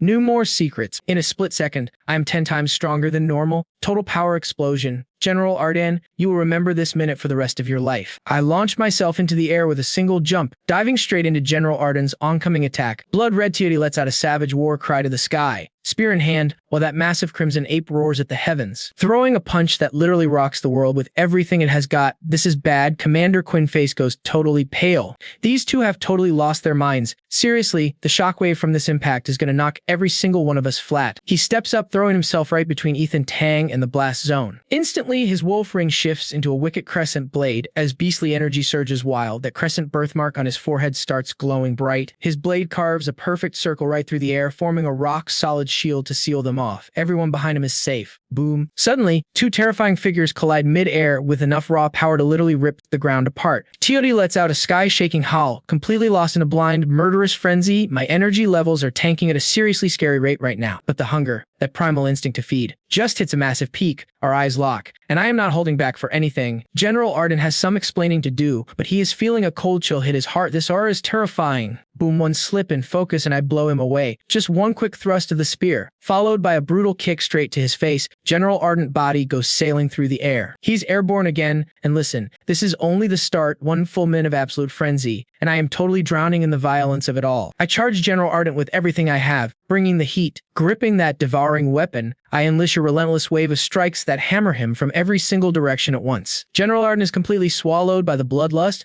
trapped helplessly in my rhythm, doing nothing but desperately trying to block the hits. He went from a sparring partner to a straight-up human punching bag. If his body was not built like a fortress, he would be dead already. He is cursing under his breath. How many years has it been since someone actually did this to him? Here he is, cornered and getting his teeth kicked in by some new kid. A kid young enough to be his son is giving him zero chance to counterattack. He is a general. For crying out loud, limiter or no limiter. Look, if he were actually stuck at bronze rank, he would be dead right now. No exaggeration, just fact. At the bronze rank, I am simply unbeatable. Stop, I quit, I surrender. General Ardent starts screaming at the top of his lungs. I am just not hearing a word he says. The heaven devourer tremors through my arms, blood flames spread out as another massive blow comes crashing down. Who even is this kid? Not the face. Stop.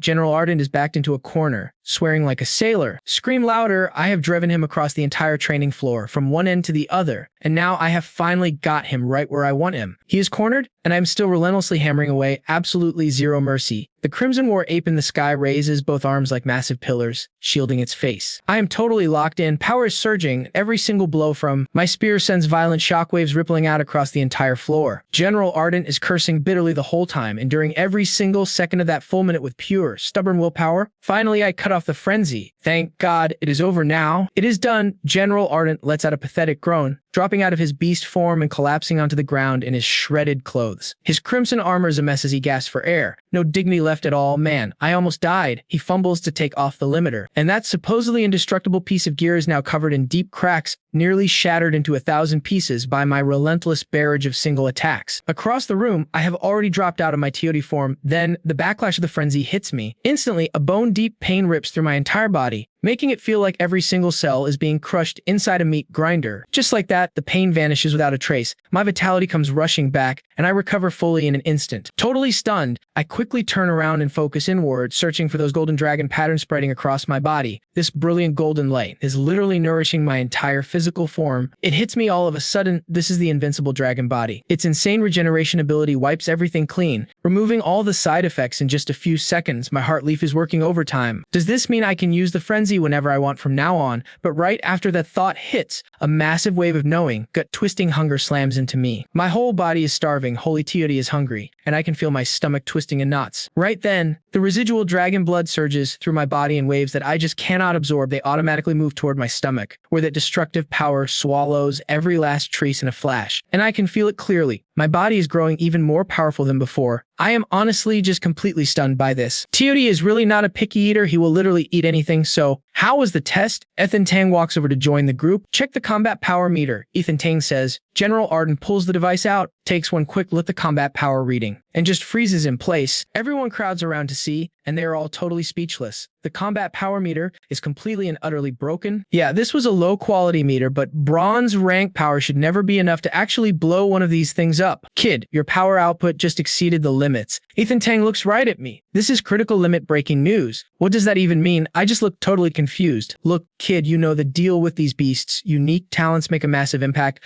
Two monsters at the same rank can have totally different power levels, right? Taking a rank beast at bronze rank 3, it can easily wipe the floor with a C rank monster at bronze rank 5. It is not even a fair fight. Everyone knows the score. Even two beasts with identical talents can vary wildly in strength depending on their specialized skills and gear. For instance, a healer type has no shot against an all-out attacker at the same level. A beast's true power is always tied to beast gems, weapons, serums, you name it, but forget all that noise for a second. Focus solely on raw, unadulterated individual power. And that gap between bronze and silver, it is an absolute wall. Nobody is supposed to jump it. If someone actually manages to scale that thing, we call them limit breakers. Using fancy weapons or serums to cheat your way past that wall does not count in this world. You have to cross it using nothing but your own body and direct strength.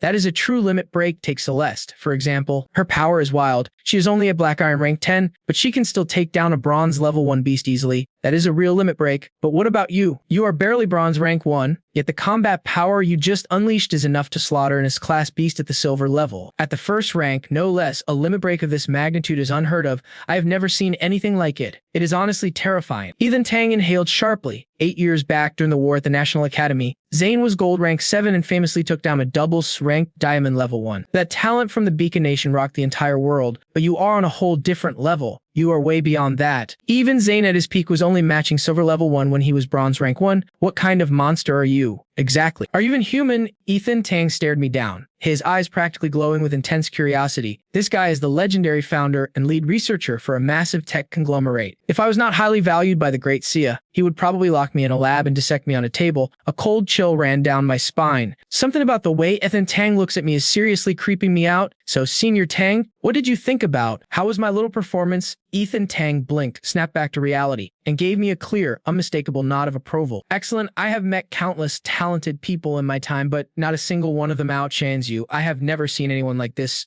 Who could even compare? My face lit up as a brilliant idea popped into my head. Really, I had no idea you felt that way about me. That means a lot. In that case, does not Mr. Tang owe me some kind of reward? Unbelievable. He actually said it out loud. Ethan has dealt with plenty of shameless people, but someone this brazen and cocky is a whole new breed. This is definitely a first for him. What kind of reward are you looking for exactly? He asked, his expression growing serious and dark. I just rubbed my chin and smirked. The Ashton Corporation promised me 20 million bucks plus the essence blood and beast cores from a gold rank 1 holy fire ancient tree and thousands of bronze carcasses. I am cool with everything else, but I really need a lot more of those bronze rank animal carcasses.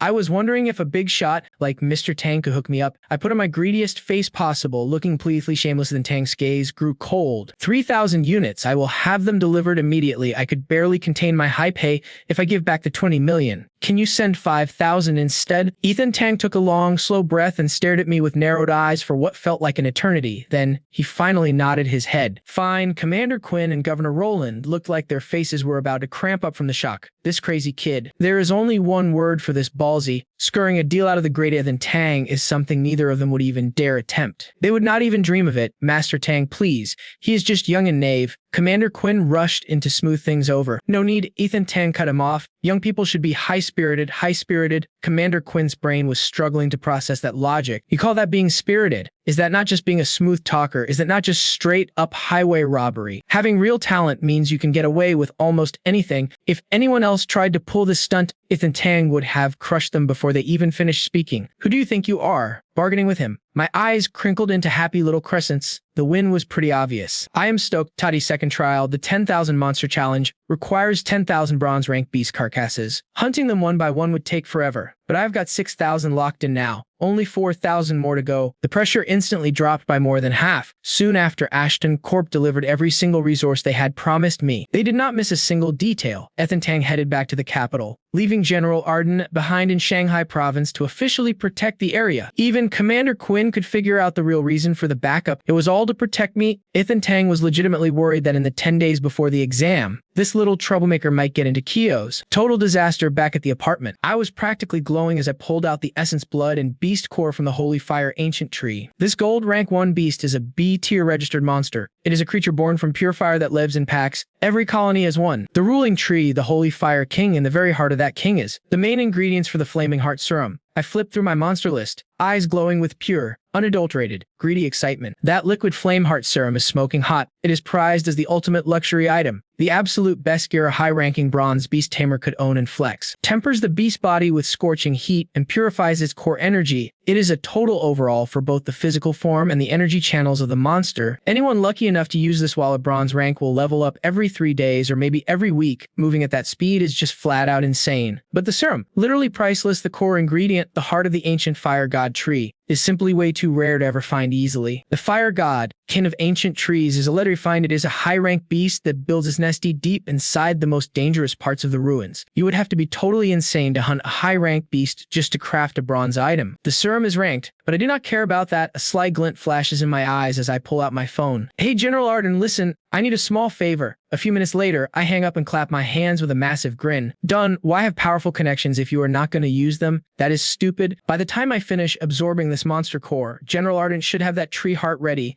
feeling good. I crush the essence and swallow the core. I gulp down the core. An hour later, a roar echoes through the room as my fire surges like crazy. My energy is hitting a whole new level. Bronze rank 3 done. Meanwhile, in the distant wasteland of Shanghai, a 30-meter tall red giant is carving a path through the wild. Before him stands a massive colony of bright, glowing bronze fire spirit trees. At the center of the forest stands a massive tree dwarfing everything else, its crown roaring with fierce, crimson flames that reach toward the sky. From afar, it looks like an angry god, so this is it, the fire god, the king of ancient trees. Master Tang told me to stay in Shanghai for maximum safety, but somehow I ended up as this kid's personal errand boy. General Ardent rubs his head. Totally confused, I called him up and lied to him through my teeth. I told him I had a rare condition and would die without the heart of the fire god tree. He sped off immediately without a second thought. He was halfway there when he finally realized. He got played. That kid is way too sneaky. Ardent muttered it, but he did not slow down. He smashes into the grove. Crash. A huge line of fire spirit trees just shatters into a million pieces. The fire god tree king might be powerful, but against a purple jade rank general, it is just a chicken waiting for the grill. One punch hits and the ancient king explodes right on the spot. Boom. General Ardent grabs the glowing core, ready to leave, when a sudden thunderous rumble stops him cold. A deep rhythmic sound echoes from the distance, shaking the ground like the heavy drums of a massive war. No, those are not drums. That is a heartbeat. Something with incredibly powerful energy is right nearby. At least gold jade rank. With the hell, Ardent swears, spins around, and sprints toward the military base. Boom, a terrifying gold jade shockwave rips through the entire sky. Deep in the ruins,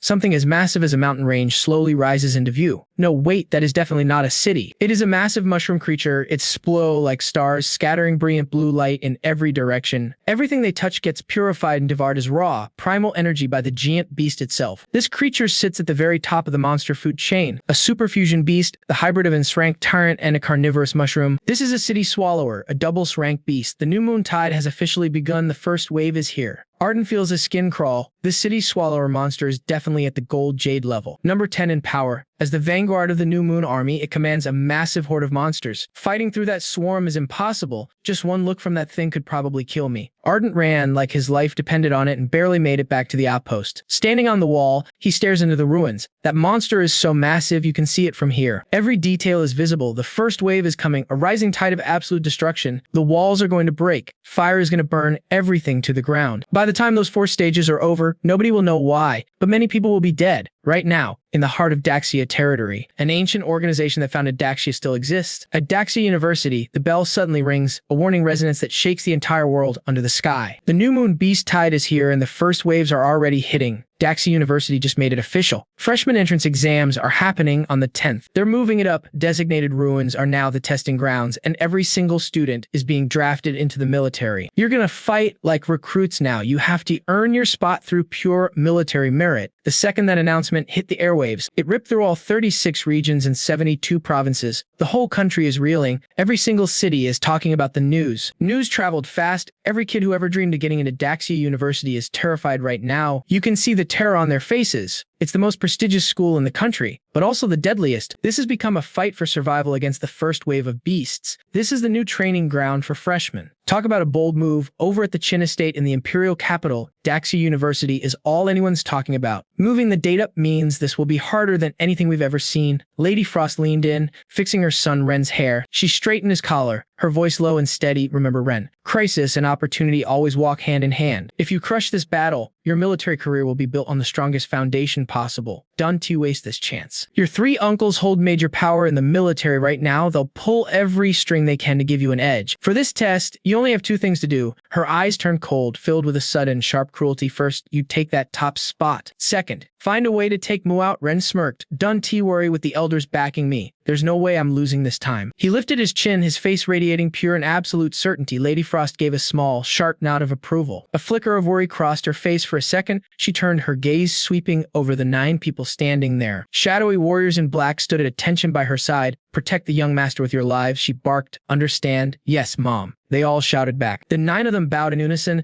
their voices full of respect. especially you, Reed. Lady Frost's cold eyes locked onto the young man. Never forget who gave you your life, she said. Reed looked down, his expression completely blank and hollow as he listened. He nodded without showing a single emotion. Without the Chin family, there is no Reed. My life would have ended a long time ago. This guy was the real deal. The only doubles rank awakened in the group, an orphan the Chins raised from birth. He was their most loyal blade in the shadows. Now go, Ren. I'll be waiting in the Imperial capital for news of your glory. Lady Frost waved him off. Ren turned on his heel, leading his 9 shadows away from the manor. They piled into waiting cars and headed straight for the Imperial teleportation hub, which was heavily guarded by Daxia University elites. It was the only way to the front lines. Inside the car, a stunning young girl was already waiting for them. She was wearing a tight tracksuit that didn't hide a single thing about her athletic build. Anyone would have recognized her in a heartbeat. It was Vera, who'd slinked away from Chengjiang province after a humiliating loss. You're early, Ren noted with a smirk. His eyes were deep and full of murder. This was the moment they'd been waiting for. The day is finally here. Mo, for the humiliation you caused my father, I'm gonna make you pay in blood. Vera's face went ice cold as she spoke. Mo threw my dad in prison and kicked us out of our house. If I don't get revenge, I'm worthless. I won't let my family name be dragged through the dirt. They locked eyes, both of them dead set on ending Mu during the Daxia entrance exam. Anyway, meanwhile, back in Shanghai, you ready, Mu? You know I am. I walked out and caught Celeste's eye, teasing her with a cocky grin. You really think you'll survive this entrance exam with that weak rank? Celeste rolled her eyes at me, obviously, and who said I'm still at Black Iron rank? Dundee be such a jerk. She flipped her high ponytail and strutted past me. Fine then. Let's move. We hopped into the military off-road vehicle and roared off toward the teleportation array. Meanwhile, at the first central hospital in the Imperial capital, the 3 Wong brothers lay in their beds feeling completely and utterly hopeless. The Daxia University entrance exams had just kicked off, and I've still got 8 broken ribs. These wounds aren't even close to healing. I can't move. Crusher sighed, his voice sounding hollow. You think that's bad? Both my leg bones are literal dust. I can't even walk. Fangwon and Crusher traded miserable looks with each other. Their faces were twisted with bitterness. Then they both looked over at the person lying in the middle bed. Their youngest brother Flair had been unconscious for 4 days straight after the beating he took from Zayn. He still hasn't woken up even now. Just like that, the Wong family brothers were out. They'd missed the exam that could have actually changed their lives forever. Celeste and I stepped through the teleportation array and landed right in the middle of a frontline military outpost. Candidates from all 36 regions and 72 provinces had their own designated assembly points, but the main Daxia University hub was located right here in this massive central frontline camp.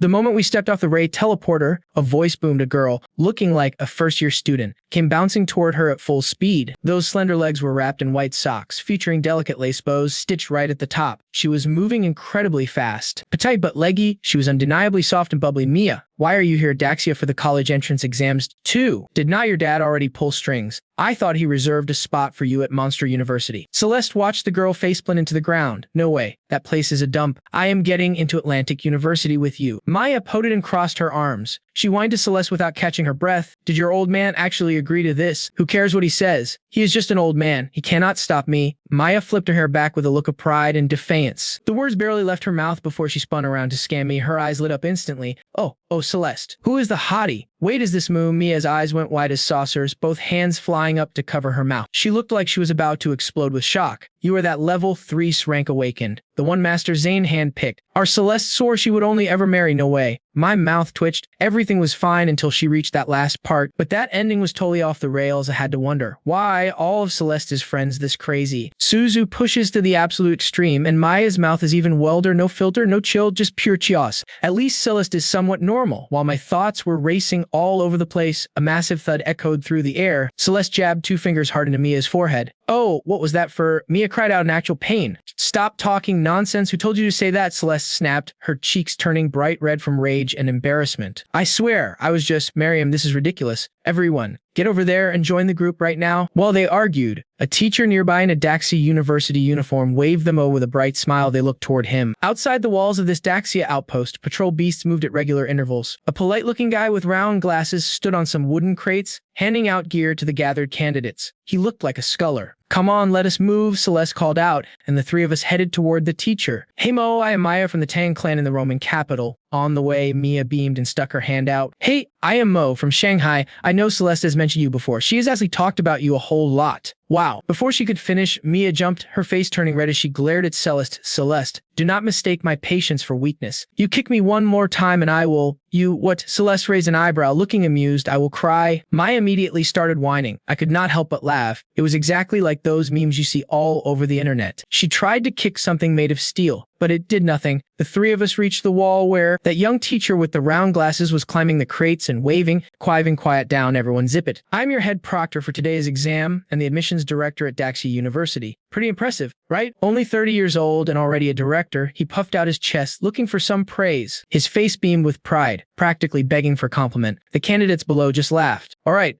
back to business. He waved his hands. Each of you has been given 2 things, an achievement tracker and a life-saving pill. Got them good? This life-saving pill could save your life in the ruins. Swallow it now, or you might fail. And do not say I did not warn you. The words had barely left his mouth. Suddenly, a massive crowd of candidates rushed to grab the bright red pills and swallowed them without thinking twice. I just studied mine. Using my TOT passive ability, my eyes could see right through to the core ingredients of absolutely anything in my hand. And from what I could see, this so-called life-saving pill was just a ball of dirt mixed with beetle dung. But when I looked up, more than half of the candidates around me had already swallowed it without hesitating. Good, everyone ate it. Excellent, just perfect. The teacher's face wore a satisfied, creepy smile. But a second later, that goofy look vanished completely. A bone-chilling cold swept over the entire area, replacing his warmth. Every candidate shivered involuntarily. A cold, sinister expression spread across his face as he spoke in a loud, chilling tone. His tone was ice cold. So, for those of you who swallowed that life-saving pill, I am sorry to tell you this. Every single one of you is disqualified. What? Disqualified? On what grounds? You told us to swallow it. What is this? Are you messing with us? Instantly, the crowd exploded. Angry shouts and screams rang out one after another. The young teacher on the crates just laughed. His face was full of contempt. I told you to swallow it, and you did. If I told you to go jump off a bridge, would you? Or even are you? Who do you think you are? This is the front line, the closest spot to those beast ruins. Any day now, this place could be overrun without a single warning. Those ruins are crawling with monsters that specialize in camouflage and illusions. What if I was just a beast in disguise? I claim to be some Daxia University professor, and you just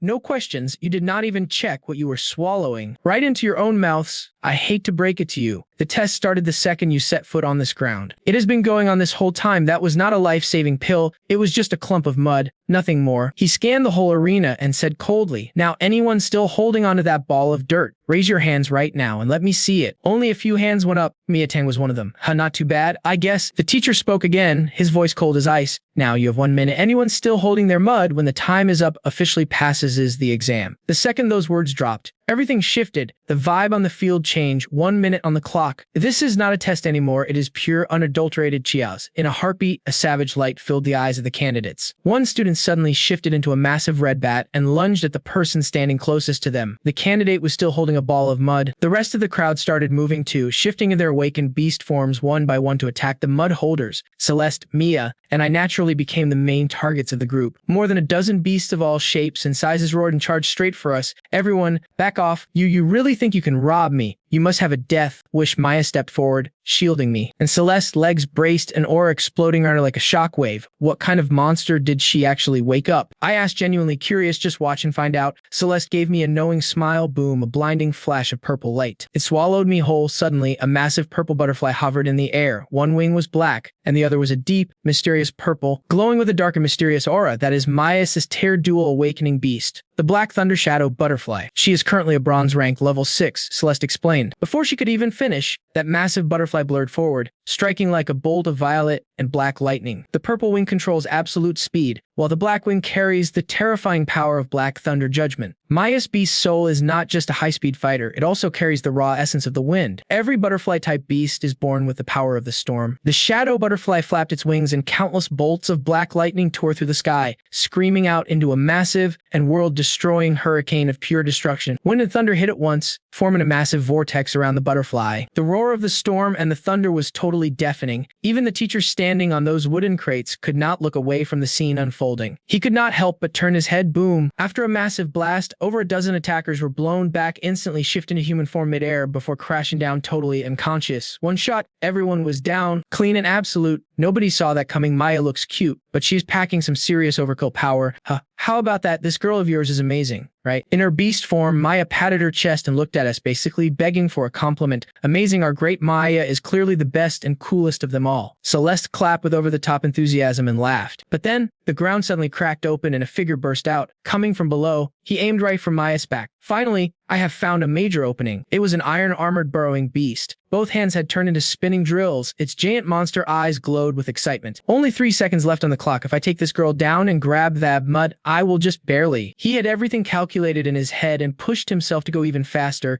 aiming those spinning drills straight for the center of Maya's spine. Maya, look out. Celeste's face dropped instantly. At this distance, there was zero time to react. Maya was about to get hit, but right then, a figure beside her moved. Lunging forward like a blade drawn from a sheath, my invincible dragon body hit full throttle. Golden light exploded from me, blinding everyone in the area. I let out a fierce war cry, and beneath it, the faint roar of something ancient. The sound of a real dragon echoed from my throat, shaking the soul. Idiot, you are just a human lunging at me. You are asking for death. The burrower mocked my approach. His eyes were full of scorn. His awakened beast was in tier armored burrower, bronze rank, level 3 in terms of combat power. In terms of physical defense, nothing in his rank could touch him, and here was a guy attacking with bare hands. But in a flash, I'm right in his face. A wave of golden light crashes down like a falling mountain. Out of nowhere, the burrowing beast's face just drops. How is this kid so strong? Wait, is he really just supposed to be a regular human dragon war elbow strike? I say it cool as ice, my elbow, packed with raw power, drives home lightning fast, right into the beast's chest. Boom. Crack, the impact explodes and the sound of shattering armor rings out loud and clear. The burrowing beast is totally stunned. That armor it was so proud of, smashed to bits by a human's bare body. How is this even possible? It stares with wide eyes, completely unable to wrap its head around what just went down. Then, in a split second, the thing gets launched like a cannonball. It slams into a wall 30 feet away and passes out. Out cold, time's up. The teacher with the glasses clicks his stopwatch with perfect timing and a totally dramatic flair. The entire stadium goes dead silent. Everyone is staring at me like they're looking at a literal monster. What the hell is happening? Is this guy for real? He just broke an S-rank record against awakened beast armor with his bare hands in one hit. Meanwhile, I stroll back to Celeste. Acting casual, I roll up my sleeves and glance over. Mia, you okay? Her eyes are wide as saucers. Her mouth hangs open, then snaps shut, but not a single word comes out for the longest time. Okay, stop staring already. This is just business as usual for him. Celeste pats the girl's head, though a quiet sense of urgency starts building deep inside. Inside her mind, his power level jumped again. Not bad. Looks like this round actually had some pretty decent performances for once. The teacher in the frames claps with satisfaction. Let me count. 1, 2, 3. Good. Congrats on making it through the first round of the selection. From this point on, you're officially recruits and qualified to take on the next stage of the entrance exam. But I gotta warn you, new recruits have a nickname in the military. They call you the grunts, the infantry. And even more blunt, pure cannon fodder. He flashes a huge, wide grin with bright, sparkling white teeth. I'm Mr. Mac, admissions director at Daxia University. For the college now, let's scale the city wall. Your real test is waiting for you right up there. Good luck, kids. He places a hand on his chest and performs a perfect gentleman's bow. Every single candidate walking past him corners the corners of their mouths twitching in innocent, zero chill. I follow the rest of the group up to the top of the wall. Before I reach the top, I look back. A new wave of candidates just arrived. Mr. Mac is already back to his usual happy, gentle-looking self. He's acting and using the exact same trick all over again without changing a single detail. I honestly can't help but laugh at him. This teacher is seriously shameless. I turn my head and shift my focus straight ahead. The second I step onto the top of the wall, the savage brutality and harsh reality of the new moon beast tide is finally revealed to everyone. 31 newcomers, a slight improvement over the last batch of recruits. A middle-aged man with dark circles under his heavy eyes walks up, looking exactly like a panda. He stumbles toward the group with a completely exhausted expression. Congrats. You passed the initial selection. You're all honorable recruits now, man. I'm so sleepy, I really just want to go back to bed. He lets out a massive yawn, looking like he might pass out any second. He's still just mumbling to himself under his breath. My name is E. Buxing, nicknamed Mr. Doze, and I'm a teacher at Daxia University. If you guys actually pass this exam, maybe we'll see each other again one day. Okay, no more small talk for a minute. I'm exhausted to death over here. Why did they even have to make me do this job? Is there anyone else proctoring this exam? I seriously just want to sleep. Is there a spot to nap around here? Looking in his face full of all those complaints and his constant muttering, a weirdly familiar feeling hits me. This is exactly how I used to look back in my old life. My old life, an office worker dragged into overtime by his boss against his own will. It is totally the same vibe. The resentful energy coming off him is heavier than a ghost grudge. Good thing I'm not stuck as a regular office worker this time around. I feel bad for Mr. Does. For exactly 1 second, I let the corner of my mouth curl up, feeling pretty good. Mr. Doe's obviously doesn't notice my amusement. He yawns and speaks in a flat, monotone voice. See those merit recorders in your hands. Hold on to them. This isn't a drill. This is a real war. Every single beast you kill, the recorder will automatically track your merit points. Automatically. That value isn't just your score for this entrance exam. It's the currency for all your future promotions in the military ranks. Generally speaking, 1 merit point is enough to get you promoted to an official soldier. Before he can even finish, one candidate scoffs. 1 point? That sounds way too easy. Is it really though? Mr. Doe raises a lazy eyebrow. I forgot to mention that taking down a black iron rank beast will net you a reward of exactly 0 value. A bronze rank beast gets you 0.1 merit points per kill. Even a level 10 bronze only counts as 0.9. In other words, to get a full merit point, you have to kill at least 1 silver rank beast. The first rank beast, basically, you need the raw power to take down a silver rank beast before you have any right to call yourself a real regular soldier. Mr. Doe smiles with a bit of quiet amusement. I thought it would be a total cakewalk. Easy, the candidate speaks up then. Bam, instant silence. His face is turning from pale to green. Easy, not even close. These power ranking rules are absolutely brutal and totally restrictive. If you do not bag a high tier silver beast, no bronze rank even counts. Kills will not add up to a single point. These kids are just fresh out of high school. What do they even have to fight with? Silver rank beast versus what military merit? That might be the hardest part. Is it the world or just the simplest thing? Mr. Doe scratches his head, looking totally lost. How much military merit do I have? Again, I keep forgetting things. Let me check. He casually pops open his recorder and a long string of flashing numbers appears before the crowd. Every single pair of eyes goes wide.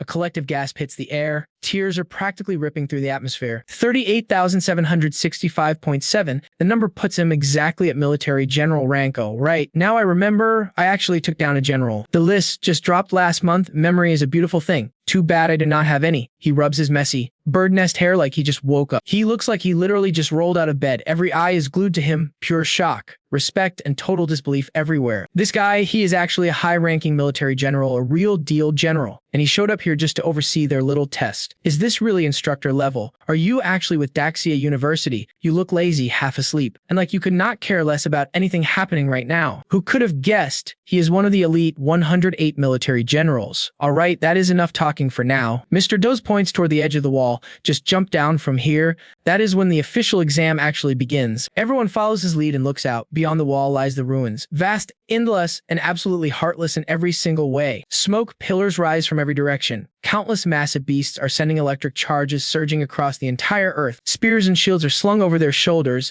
Monsters of all shapes and horrors scream and roar, trapped in a state of savage bloodlust. Bloody battles against real human warriors like the ancient age of primal chaos has returned. What in the world is this? One candidate screams, face turning white, pointing toward the distant horizon. Through the clouds, a massive black fortress starts to loom into view. That is the architect behind this entire construction. The new moon beast, a doubles-rank monster famously known as the city devour beast. Mr. Doe stares long and hard at that dark fortress hidden in the clouds, and even his sleepy face turns away toward the grave. Do not sweat it, this is just the opening wave. It will not be making a move just yet. Does that thing take the elite of the 4 holy orders or a military war king just to challenge it? The terror it represents is truly limitless. His words hit home, impacting every candidate. They trade looks. Bit by bit, the light of an awakening fire begins burning through their entire bodies. They transform and leap right off the wall, diving headfirst into the battlefield and the ruins below. Just as it is my turn, a sudden roar erupts from somewhere behind. General does. Stop that kid! A massive, heavy rumble oozes from the wall nearby. A cloud of dust from a giant crimson gorilla explodes into view. The solid stone ramparts shake under the sheer force of its impact. Mr. Doe blinks, then lazily reaches out and grabs me by the collar right before I jump. He just raises an eyebrow. What is your story? Kid, how did you pull this off? Why is General Ardent so mad at you? Talk about perfect timing. I almost ended up burying myself in the ground. General Ardent launches into the air, a middle-aged man in crimson armor, and drops down heavily with a thud. The ground shakes right before me. You sneaky little schemer. You tricked me. I risked my life for an ancient fire god. The tree heart almost cost me my life back there in the middle of the ruins. He stomps over and shoves a small potion vial into my hand. The liquid inside is swirling like thick crimson lava. This is Mr. Tang's intense flame heart serum. You guys are really hard to handle. Huge thanks, General Ardent, and thank you to Mr. Tang as well. My eyes light up, and I can barely keep my excitement under control. Do not thank me yet. I still cannot believe you actually pulled it off. I would have been toast without that fire god, ancient tree heart. I really want to know what idiot falls for a line like that. He stops mid-sentence when the realization hits him that he is the actual idiot in this whole story. Whatever, just take it. Vice Captain Zayn and Mr. Tang both have some seriously high expectations congratulations for you. Give it everything you have got. Aim for full military warrior status by the time this exam is over.